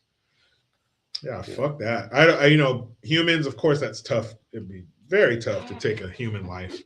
But an animal, no, if you can't, I wouldn't fucking think twice. I don't care. There's humans and then there's animals. And if they're trying to hurt me, or I saw a video today, dude, this big ass dog had to be over 100 pounds, big white, you know, fluffy dogs, but they're like herding dogs. Right. Dude comes charging in this guy's driveway, and his little like 3-year-old son, he's on his little scooter with 3 wheels. And he's like, Dad, look. And this dog comes, dude, came in hot. Like if that dad wasn't there, that dog would have mauled and killed that little boy, guaranteed.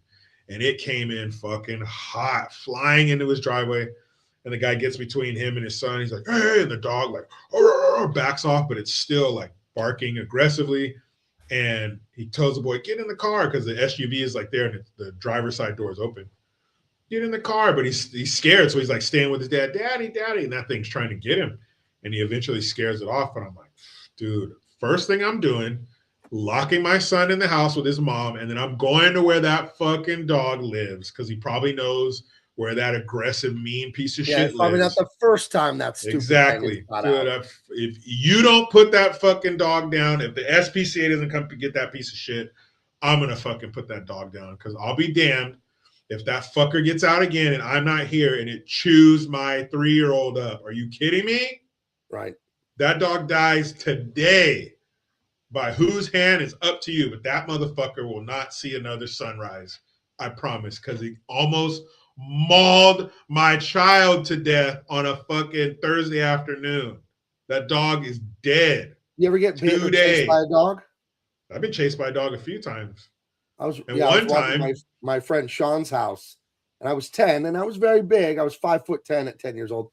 This giant dog across the street just and charged, we scream and bark, and just it was gonna just totally attack me. Took like 3 steps and jumped on top of a 6-foot fence and into the yard of this stranger's house, and then watched the dog took off. And when it was gone long enough, I was only 10, so this is 37 years ago. I jumped on the fence, I got in the thing, and then a person came running with a leash and got it and took it away. And then I came out and kept going to my friend Sean's house. But I did not develop a fear of dogs, thankfully. No, I didn't have a fear of them. I developed a hatred for them. I fucking hate pit bulls. But one time my neighbor had one. I think I've told this story before. When my neighbor was late from school, he'd come flying down on his bike, and his pit bull, his brindle pit bull, you know, with like the brown with the black tiger stripes. For some reason, I hate those more than another colored pit bull, but comes flying by. And when he's with him, he's, you know, he stops and comes back and tries to attack me and shit. But when he comes back, when the kid gets down to the bus stop and gets on the bus, he comes trotting back on his own, and he's alone. And that's when he's a little pussy and wants to tuck his tail and try to run around me. Man, I ran up to that dog. I kicked that motherfucker like Pele, and it felt so good. I wanted to kill that fucking dog. I hated that piece of shit. I fucking hated him, and I wanted that dog to die. I kicked that fucking dog so hard. And to this day, I fucking hate pit bulls. If I could take that $100 million and all pit bulls would collapse and fucking die, I would take that money. I hate that breed of dog. They should be banned. They're vicious killers. And I told you when I was 8 and 9 years old, my arch nemesis was my Aunt Martha's asshole of a dog. Worst dog to ever live in human history. Chihuahua. Peevis Ann looked just like this. Oh, I hate those chocolate dogs. Brown with the little Pomeranian. Pomeranians, I hate them too. It would bite everyone with its stupid little fucking needle teeth. It only like my aunt. It hated her kids. It hated her husband, my uncle. It hated everyone, and I think it hated the sun.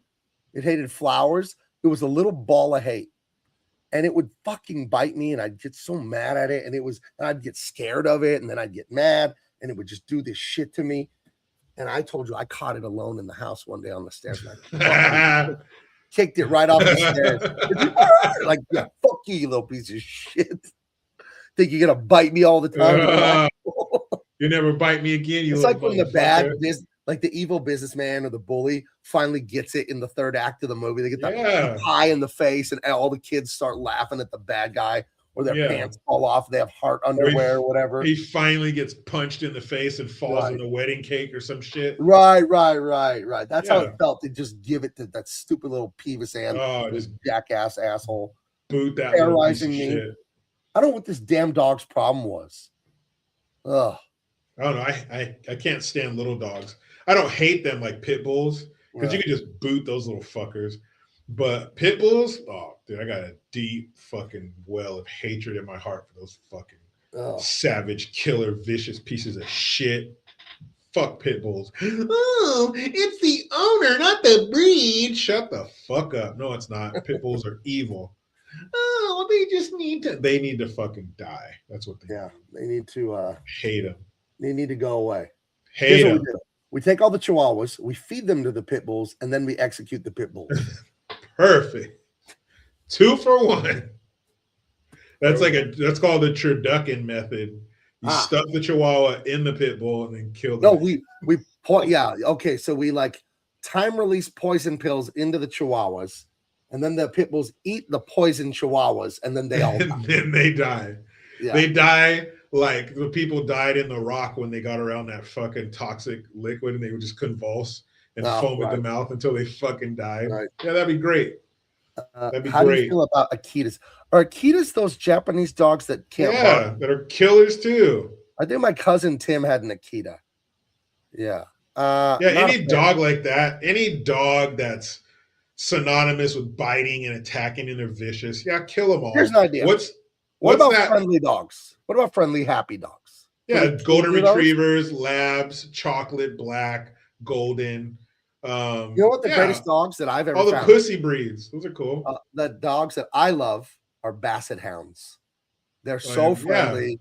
They have so much. They're so intelligent. And they don't bark. They don't bite people. They're not mean. They're never aggressive. Remember Gene? Gene at my house. Hang out with Gene, my dog, my basset hound. Then you'll love Smoking the Bandit because one of the main characters has a basset hound. The basset hound's one of the characters. Yeah, that movie's great. You'll love basset hounds are in the Dog Hall of Fame. One of the greatest dog breeds you can own. But every dog doesn't have to be like a weenie, like a golden retriever. But what's that Argentinian breed? They're big white dogs. It's like an Argentinian something, dude. Well, they're like a giant pit bull.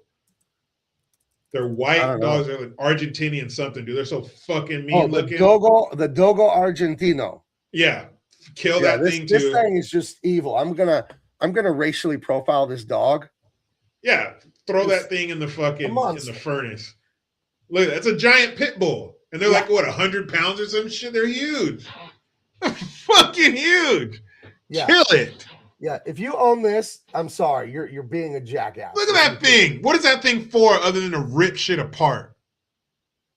Look at it. Fuck out of here with those dogs. Zero intelligence, this creature. No, it's a mouth with legs. No, and there's a big Asian one. I think it's a Chinese something. It's a giant furry. I've seen it. It's the world's biggest dog. Kill them too. Get them the fuck out of here. You know what's all terrier breeds, Spud McKenzie, all of them out of here dead. I thought about this as a child. It's a good thing there's not an equivalent of a lion or a tiger, but it's a canine. Because dogs are insanely good hunters and this and that, and tigers, lions are obviously vicious. Can you imagine if there was a dog the size of a lion? They have dogs that kill lions. Now imagine one the size of a lion. No, you have to shoot it. You'd have to fucking shoot it. No, man, all those vicious breeds. And you know what? If I'm being honest, Rottweilers might have to go on that list. I love Rottweilers. No, not a fan. But they fuck shit up. Cane Corsos. We had a neighbor across the street that had a Cane Corso named Waffle, big black one. He was like 140 pounds. He was super cool. I wouldn't put Cane Corsos in a vicious breed. I don't think so. I don't know. But how you can look at the numbers of pit bull attacks. Like, what is it? Once every 3 weeks or something, a pit bull attacks somebody. And the attacks are always so bloody and vicious. There's a pregnant lady who was ripped apart. It's like a horror movie, dude. Yeah. Dude, it's not a bite. It's not a couple holes in your forearm. like it's a Jason and fucking Voorhees in your house from this man. It's like when a chimp attacks someone and rips their genitals and their fingers off and their eyeballs. Yeah, and their mouth and their eyes and dude, come on. You ripped your eyes and your mouth and your dick off? Kill that thing. No, we're going to send it to a refuge so one day someone can forget to fucking lock the gate because they were listening to the music on their Walkman too loud, like every 80s movie. And all of a sudden you got a pack of 15 hairless psychopath fucking chimps raining down on some little village who hasn't owned a firearm since 1893 because of some stupid treaty they signed. Get the fuck out of here. Throw them all in the furnace. My dad has a few acres of land out in Colorado, out in the unincorporated county. And, you know, I always walk for exercise. So when I go and visit my dad, I was walking around kind of in the wilderness out there. And you know those areas. They have junkyards, they have farms, they have ranches. It's all spread out. And I walked to like the neighboring thing. And this redneck, like a meth trailer, like they looked like some shady ass people. They had 2 monster dogs. I don't know what they are, but you know the kind. They got a spike collar, and all the slobber's flying. And the dog looks like he has more muscles than Arnold Schwarzenegger. And the only reason these things didn't charge me and attack me is because there was just a little stream there, like a little 6 foot deep, like irrigation for farming or something that they couldn't cross. And I'm looking at these things and magically, I look on the ground and there's not a crowbar, but there's just like a piece of trash iron on the ground, you know, like 3 feet long. So I picked it up and I just carried it with me and went back. Yeah, you're about to impale these motherfuckers if you what have to. The fuck is this? There's 2 monsters out here. And like, you think about shit like that, and like my son, he's a little kid. What kind of adventures are he having that I'll never know about? Where like fucking he's staring down some vicious dog or something, like, you know what I mean? Like and when you walk past somebody's yard and they got this fucking pit bull or something, it's going nuts. And you know that if that barrier wasn't there, that fence or that gate, it would fucking kill somebody. Well, what is the scientific explanation for the likeliness of someone owning this shitty dog and having a Raiders sticker on their truck? It's a 100%. What causes this though? 100%. Dude, our neighbors across the street, they're new, great people, but they got a dog that's like German Shepherd and something else. It's like 100-pound dog. It's always barking. It's looks mean as fuck. Dude, I tell my son, don't even go over there. Don't even go on that side of the street because he'll have his garage door open and the dog will be on a chain. Yeah. I said, don't even go over there if that dog's out. Because if something were to happen, dude, I'll be wearing that dog's fucking pelt. Right. So I was like, don't even go over there. Because and it's not even really the dog's fault. Because you know, it's a dog. The dog's an idiot. It's protecting. Yeah, he was licking his balls before you got home. So, you know, I don't really blame the dog. Oh, nothing, just hanging out. Licking my butt, licking my taint. What are you up to? So it's not the dog's fault. Hey, you ever licked your butt? It's kind of awesome. You should try it. Dude, if you go to your balls and then your butt, go back and forth, well, then you make a mess. Which way do you go but first? It's not the dog's fault. Which one goes first? Eeny, meeny, miny. What is the proper etiquette? But, you know, it's not the dog's fault, but the dog would have to pay. That's for sure. Yeah. Yeah. So if I'm king of America, that'll be day one. Where all those breeds, no, bring him back. He's not finished. Shut the fuck up. Boom, the cage door closes. Off to the fucking gas chambers. You're fucking. Did you ever have in your family anyone, they didn't want the dog anymore, so the dog went for a ride in the country? No. My dad, though, we got our dog named Bud, Queens and Healer, great dog, had him for like 10 years. Some guy was, I don't know, he was somewhere at a mutual friend's house, and the guy was like kicking the dog. And my dad said, if you kick that dog again, I'm going to whoop your ass. And he just took the dog and brought it home. He came home with his full-grown dog. Wait, what the fuck? I got a new dog. I have Gene, my basset hound. He's 4 years old. And I have a new dog named Riley. I didn't name him. And he's a black poodle. And he's just a really nice little guy. But he always wants to cuddle. Like shit. He always wants to be with everyone and cuddle with everyone because I guess we're his fourth home. And he didn't do anything wrong. It was just like every owner he had circumstances they got to get rid of this dog. You know what I mean? So he's like, please. Yeah, he's like really like attached to my wife. Like, please, let me stay here. So you can stay, Riley. Thankfully, he doesn't cause any trouble, doesn't fight Gene. Although my son said he caught him trying to hump Gene in the hallway the other day. Well, that's Gene's problem. Gene's going to have to do something. He said Gene was just, bloodhounds just sleep, and their bleary eyes. And Gene's always doing it, just laid out. And Gene was just laying there. And then Riley was like on his back. Fuck it. Riley was trying to get him. It's like, listen, you two. You're both I've never slept that heavy before where I sleep through a fucking humping. Gene sleeps hard. Wait a minute. No. How would you know? Ignorance is bliss. I just blew your mind. How would you know if you ever slept that hard? That's fine. I don't want to know. You're like, fucking the weirdest dream you're taking. Take that one to the grave. You got the weirdest dream you're taking a giant crab, dude. Hey, whoever did that, take that one to the grave. I don't want to know. No, thank you. Do you treat him like shit because he's black? Or you guys like welcome him into the family? He steals food from Gene, I noticed. Fucking knew it. Fucking knew it. I'll throw food on the floor. Gene will go to eat, and he'll just come by and steal it. You and Adrian are standing there going, see? Look at that shit. It's even in the animals. You let one in your house, you see what happens. Dude, property value. No, he's a good little dog. We wanted a second dog for a while, but they're going to fight. They're going to do this. Is he going to be a nice dog to the baby? Awesome dog. Feel sorry for a little guy. He's a good little dog. He's a good little dog. Yeah. He's a good little dog. Yeah, that's it. Let's see. Hey, behave yourself, Riley. Basenji are lion hunters. I think I've heard of it. Yeah, fuck all that. What's a Basenji? I don't want to live where I have to breed a dog to protect us from lions. A Basenji? How is this a lion hunter? It's not even big. But probably a pack of those motherfuckers, though. It says male, 16 to 17 inches high. Do they measure but the shoulder or the head? Are they measured? The shoulder. So they're 16 to 17 inches at the shoulder. Yeah, but a pack of those fucking things, they can probably do some damage. Obviously, if they're it's lion hunters, maybe they're low to the ground and like fucking bite their balls off or some shit. Little dog just clamping down on your sack. Yeah, this little thing, lion hunter. All right. Oh, they're probably fast. They probably make that thing fucking dizzy. Yeah, just clamp onto the nutsack and don't let go until the lion dies. That's how they got the lion to roar for MGM. You fucking have one of those dogs bite down on his balls. Oh, goodness. Basenji.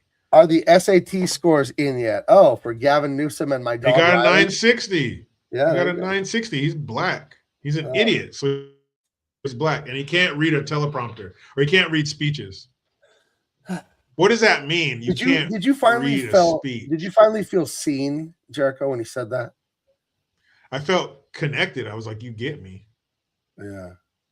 What about when he said he drove a Dodge? What about when he said he drove a Dodge Hellcat? He drove a fucking Charger, a Challenger. And okay. You're the only black guy on the show. You are the only black guy on the show. So I have to ask you, what is with the Dodge Hellcat and the Charger? Why? What's going on? I have no idea. I think it's part of like that hood culture. And I like the Challenger. I bet you really like it. But that's the conundrum. Like, do I like it? Do people think I like it because I'm black, or I just like it? I do like it. You can't get one now. Now they fucked it all up, just like they do. No, they're awesome cars. They look cool. I don't know if they look super cool. I don't like the Charger. I don't like the way those look. But the Challenger is fucking cool. But now I can't get one. Yeah. If I do get one, it has to be like one that an old white guy would get. Okay. Then I could get one, but I can't get like the fucking young Negro version. Right. But like, cause I see a couple older white dudes in my neighborhood, dude, they got badass fucking Challengers. They look, but they got like, you can tell they didn't get no off the showroom bullshit. Like this is aftermarket shit that they put on there, like real classy shit. So if I got one, it'd have to be one that an old white guy would get. But yeah, it's fucked up. They fuck it up for everybody. Yeah, the dream one for me, I told you, if money was no object, is to go to the Carroll Shelby custom garage in Vegas and have them make a classic, like 64 Mustang or something like that. Yeah, take 2 years, whatever you got to do. Here's what I want. Make my dream come true. But I saw a guy, older dude, he was driving a newer Cobra at the gas station. And I was like, oh, have you ever been to the Cobra Museum in Vegas? He's like, oh, no, I need to go there. I've never been. I was thinking, you're not a real Cobra. How do you never been to the Cobra fucking museum and you drive a Cobra? It's in Vegas. I'm sure you can. I'm a Cobra poser the opposite way.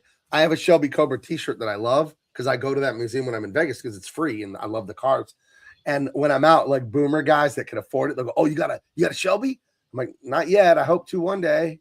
Like, I hate having to tell them that because they always think I have one because I'm wearing the shirt. It's like, no, I just think they look cool. Like, I'll get one someday. Toyota Tercel, actually, Almost. I would want but imagine the money you have to have, because I think a lot of people are like this. You want something, then you have the money to get it, and then you're like, I'm not spending that kind of money. Fuck, that's a lot. So, my dream car, or one of my dream cars, definitely the most expensive one would be like a Porsche, a new Porsche 911 GTS Turbo, like whatever. Wow. I just like the way they look. But that's like $200,000 car. But think of the money you would have to not think twice. You would have to have over $10 million to drop that and not care. You know what I mean? I think even at 10 million, that's quite a purchase. I think 100 million and up for you to not even think twice. To not think about it like you're buying a pack of gum. Yeah, I'll take that one. 100 mil. No, I haven't bought a new car in like a decade. Just buy used cars. Just buy a car that's 3 years old, and even if it's like a good car, you can get one that's 10 years old. You can get a car with 150,000 miles on it. If it's like an F-150, those last forever. A Toyota Camry, those last forever. But I would tell anyone, do not buy a new car. Don't do it. My brother, he needs a car. His Nissan broke down, and he was talking about getting a brand new this or that. And I'm like, just buy a 3-year-old one off of a lease, dude. Like, save tons of money, and it's 3 years old. It's got 35,000 miles on it. Just do that. Yeah, and all the technological components are just the same as now. 3 years ain't shit. Yeah, and you can upgrade things because I have a few cars. I have one we don't need. We have like an extra car at the house. It's a 03 Avalon. We bought it for like $3,500 from the neighbor. I put the Apple CarPlay radio and a backup camera on it, so now it's like a modern car. You know what I mean? Mm-hmm. So I gotta sell that car though. It's just sitting in front of my house and we barely drive it. So, but yeah, you could soup up those old cars if you want the backup camera and the Apple iPhone. You could do all that. It's not that much money.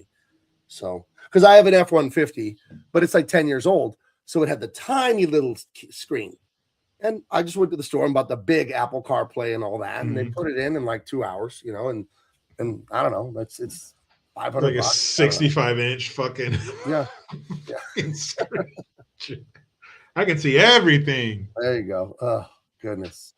I do like the Teslas, though. I don't have it, but both my kids have Teslas, and they live here with me.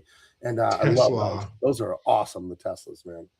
So, well, that is the news of the world ever. Oh, go ahead. What were you going to say? It's almost Did you hear about these fucking Somalians demanding reparations from the federal government because I've had their businesses are suffering? I have had an ass full of this theft and grift from my government because I own a business and pay taxes. And I have had so much disgust at all this that when I saw that story of the Somalian woman up there demanding, I could not click on the story and read it because I have Somalian fraud fatigue. I have fatigue of my fatigue. I don't want to think about it anymore. Because, dude, own a business in California like I do. Own a business and pay your taxes and then watch that happen. Watch Gavin Newsom take our surplus budget and go negative billions because every illegal's getting like all the free everything. I mean, I can pay for fucking health insurance and pay this and pay that. But people who don't even belong here can have it free off my back? No. What is that? And then turn around and throw it in my face like you're entitled to it. A year ago, you're sitting there killing your dinner every day, shitting in a hole. And you come here and demand, we want this. And we want you to stop doing that. And you need to reimburse us from this. Bitch. Ugh, I couldn't believe it, man. I'm like, are you fucking kidding me right now? The nerve. Like your husband could slap you in your face if you said that in your dining room, and you're gonna come here. The fucking nerve for you to fix your mouth and demand that our federal government stop enforcing our laws and then reimburse you for the trauma. You don't like immigrants? I didn't say that. I said an illegal immigrant and a legal immigrant are not the same thing. Nice try. Not even close. Nice, you don't like Mexicans? Motherfucker, I'm almost half Mexican. I come from a very Mexican family. My wife is fully Mexican. My kids are mostly Mexican. I go to Mexico. I love Mexicans. I love Mexico. Wanting a border doesn't mean you're racist or mean you don't like Mexicans. I happen to love them, love their country, love the food, and I am them. To a small degree, I am them. Like, shut up. My daughter, as you know, we are Middle Eastern as well. And she, long story short, I don't want to expose anyone, had some Persian people and some other Arab people calling her racist, this, that, and the other, because they didn't know that she was Middle Eastern because of just a circumstance that happened. And then they were thoroughly embarrassed. Oh, don't like Middle Eastern people, huh? It's like, well, my grandpa is from Libya. You know, my great grandma's from Turkey. Where is that again? Yeah, Europe, I think. I think it's Southeast Asia. It's Central Asia. But where are those people from? Those camel people? They from the North Pole? Somewhere where it's pretty hot, I think. It's right next to Santa Claus, right? No. They're around Brazil, South America. That's right. But it was just funny to see people say that. So I don't know. Stupid. She was telling me about it. I just thought, just laugh at them. They're just morons. So they're just the nerve. The race hustlers. Well, it's a bottomless well. It never runs out of money. It's every time you dip your bucket in there, it just comes up cash. Every time. It will not run out. It has not. We've gone to it countless times for the worst, most stupid reasons, and comes up. Now, I saw the Somalians demanding reparations, but what's your take on it? Because I don't have much one because I couldn't bring myself to watch it. It's just it just leaves you flabbergasted, angry. Like how do you come to a country, and it's our own fault, it's our own system, they're just using it against us, we're allowing them to, instead of throwing them out by the scruff of their neck, putting them on, as my dad would say, put them on the first thing smoking out of here. We allow them to, and it's infuriating. Like, where do you get the temerity? Where do you get the temerity to be living in squalor, poverty, war-torn, whatever, and these gracious Americans are like, hey, you know what? Come in, get something to eat. You know what? Your kids don't have shoes. Here's a gift card, bunch of money on it. Cell phones, we got your rent. Don't worry about it. We'll give you a year rent. You want your kids in the junior college? Don't ever pay. Don't worry. Free Ubers, free plane tickets, free. And then you're like, fuck these people, blah, blah. Where do you get the fucking chutzpah to do that? We want this. You need to stop doing this, and you need to reimburse us. And we want cash payments. In what serious society does somebody not come out there, pull the plug on that mic, put a burlap sack over her head, and throw her into a van with no plates on it? Get the bitch. Do you know what we saved you from? Well, you know what we allowed you to free yourself from? But their weakling argument is, well, you're racist and you don't like Somalians. Like, no, I would want an Irish woman doing that thrown out. Yeah, so I don't care if she's up there. Yeah, well, we want her fucking reparation and all that. Man, get your fucking potato eat. Get the fuck out of here. And we saved you from the worst spot on the globe. Right. Somalia. I think Somalia is Somalian for piece of shit. That is one of the worst places on the planet, probably the worst. How much of your life have you heard about Somalians starving? How many times have you turned on TV and there's some guy in the back of a Toyota launching an RPG into a building? Get the fuck out of here with He's that on the shit, 20 man. millimeter. Yeah, He's on the back in a of the neighborhood. Tundra. And we plucked you from a war-torn shithole and brought you to America. We brought you to a place where you're never going to have to say, well, the power's going to be out that day, so no, we'll do it the next day. You don't have to say that here. You don't have to say it here. If your power goes out, it's rare. If it happens, there's an app, I'm sure by now, where you can go on there and find out when it's coming back on. How many minutes? What caused it? What area is affected? There's a number you can call to bitch somebody out because your fucking power's out. There will be a blue truck outside if you're on the West Coast. There'll be a blue truck that says PG&E on the side. They'll be down the street, opening the street up, climbing up poles to get your power back on. Internet, go outside and look. There's a 5G tower right now giving your whole neighborhood cancer so you can go on the Instagram. This is the greatest place in the world. We will bring whatever you want to your doorstep. Food, drugs, alcohol, cigarettes, people probably, supplies, furniture, clothing. The nerve to be ungrateful. And you came from Somalia where they don't have any of that. You know a good Somalian joke? If you want to make a Somalian, like, where your stomach is like, no, stop, stop, please. Laugh like that. Say fresh water, and they'll fucking get the fucking what? They'll die laughing if you say fresh water because they don't have it. They drink goat piss. That's how they get water. My dad told me growing up in Libya, they would have meat maybe once a week. They could get some meat. Americans for decades have had meat at every meal. We have too much meat. The meal in America is centered on protein. Every meal, every day. That's 21 meals a week. It's not a problem. Yep. It's not a problem here. Sausage, ham, some kind of meat to start the show. Beef, chicken, breakfast, whatever you want. Lunch, sandwich, fish, hot dog, something. Yeah, fish, chicken. Always meat, beef, though. It's meat centric. Bison, deer, goat. You'd have ostrich. I was at a deli today. They have ostrich in the freezer if you want it. What do you want? We got it.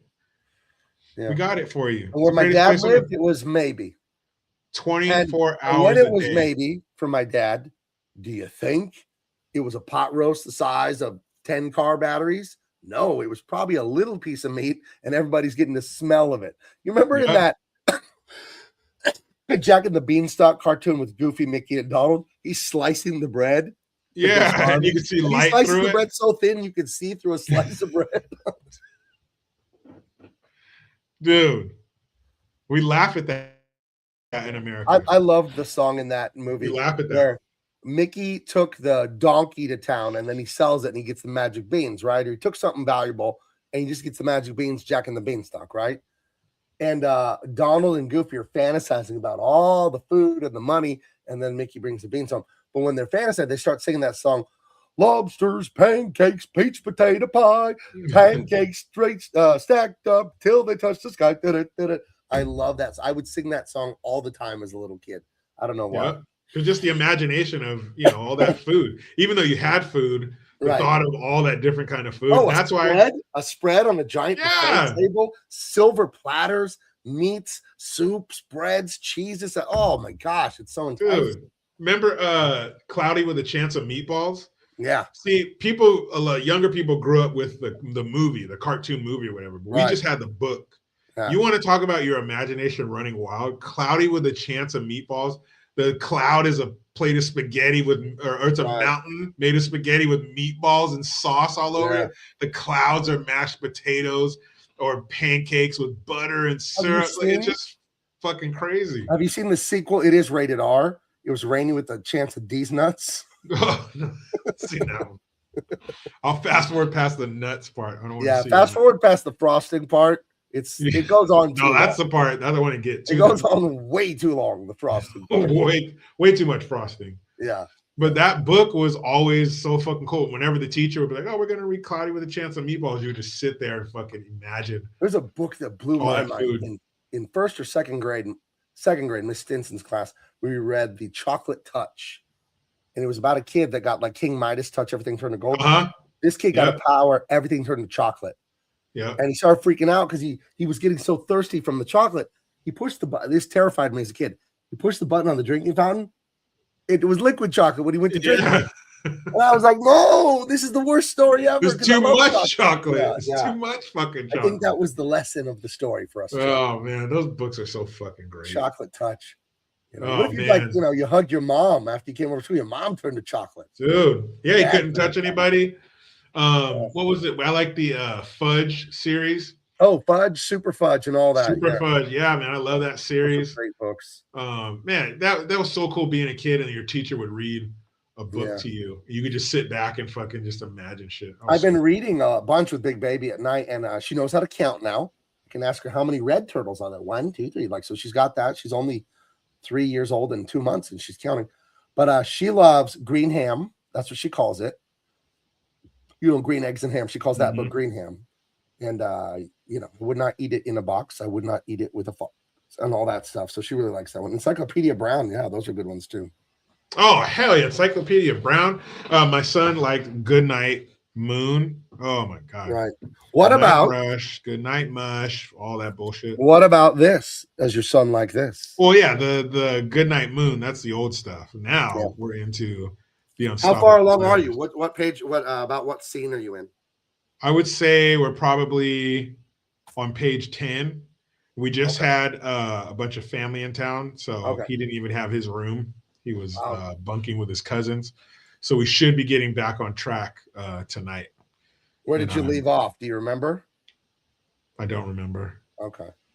All right. But I am excited to start reading it. We'll probably start, because it's been so long, we'll probably start over from the beginning and read it again just to refresh both our memories. But we had family in town. His older cousin was in there with him. Everything was thrown off. So, but it's been sitting. He has a little ledge on his bed, and it's been sitting there the whole time. So it's been. All right. And maybe he's been reading without me, a little turd. You better not. He's getting way ahead. Hank the Cow Dog. Never heard of that. What was another one? Oh, what's the one where the caterpillar is eating through all the fruits and stuff, and then it turns into the Hungry Caterpillar. Yeah, I guess I should have known that one. Oh, yeah, that was another cool one. Yep. Did you now? Go ahead. Sorry, go ahead. Yeah, brown bear. What do you see? I see a red bird looking at me. I read that one 4,000 times too. Did you ever get a hold of these at the school library? The Random House Monsters books. They were black and orange, and one was about King Kong. One was about Dracula. One was about Frank. These were the greatest books of all time. But they're older than me. These books, I think they're from like the 70s or the 60s. But somehow I got a hold of them, and I loved these books. Yeah, these were awesome books. Oh my God, this brings back memories, man. I don't know when these were published, but I think they were published in the 60s or something. But they still had them at the school library when I was growing up. It was awesome. So good, man. So those books for your kids are awesome. Yeah. Let's see. All right, we're gonna go. It's after 7. We will be back, but I gotta read this comment. In the Jean-Claude Van Damme series show, is that the Amazon show, Jean-Claude Van Johnson? All the water in his house, sink, shower, toilet was coconut water. What is this about? What the fuck does that mean? I want it to be true. I hope it is. It is the coconut. It is very good for hydration. Loving Double Impact, where he calls his brother the F word. Take your black silk underwear and go back to Disneyland. That's such a weird scene in the movie. Dude. He has a waking nightmare that his brother's just pumping his girlfriend.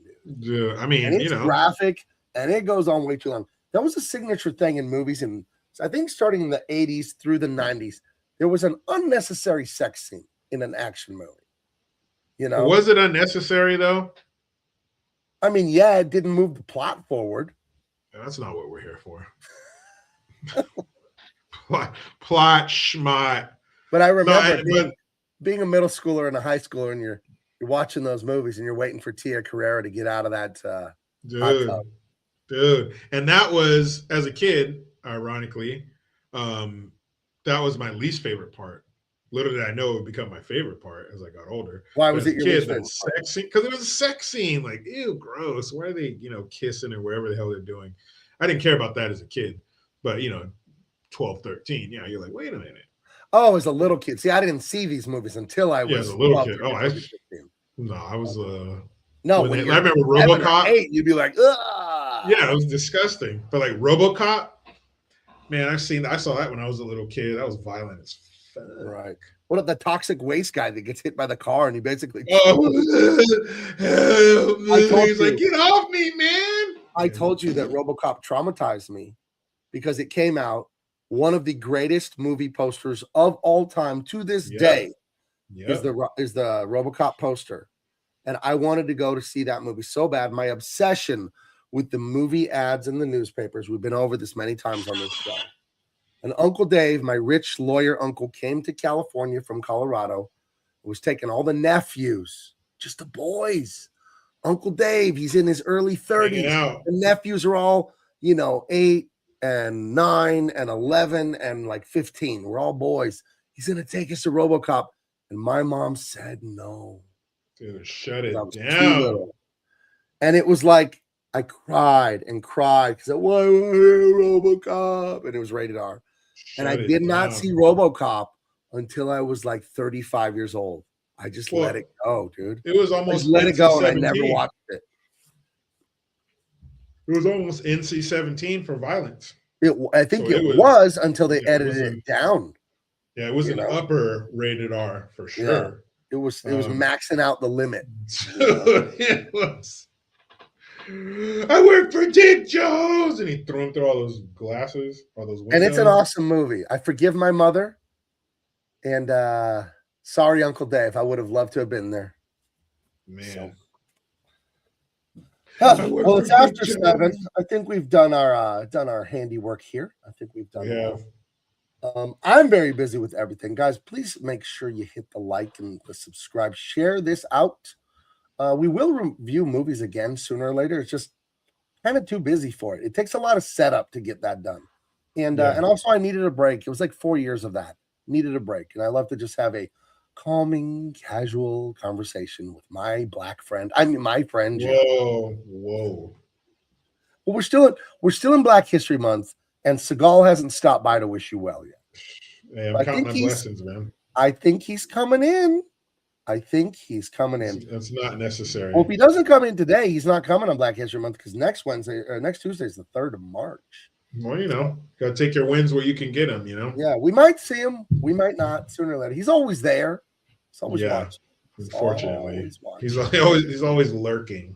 Yeah, if you will. Yeah, he's known to lurk. So, guys, go to bigmancomics.com. The Unstoppable Tyrus has about a month left in the pre-order window. 3.5 weeks, a month left. And then we're going to be printing those up and shipping them out. You guys are going to love it. Get it, Puto. I've already seen the first 10 pages of Dean Cain All-American Lawman colored. The whole thing's drawn. I'm writing a novel. I've written the second Tyrus. We're doing a lot over here. And I just got an email from the Don Bluth Animation Universe. I'm starting classes there tomorrow night, online classes. I'm not going anywhere. But got a lot going on. He's JG Talk 2 on Instagram. He's Jericho Green all over YouTube. And Green_Jericho on Twitter, which he doesn't really use. That's right. Yeah. I will. I promise you, people, I will be more active on X. Well, if you feel like having inane arguments with people who purposefully misunderstand everything you're saying, go to Twitter. It's awesome. I'm ready for it. I don't think they're ready for me, but I'm ready for it. I'm ready to get back out there on X. Well, good show, sir, and good show, audience, and we will talk to you guys later. Adios, muchachos y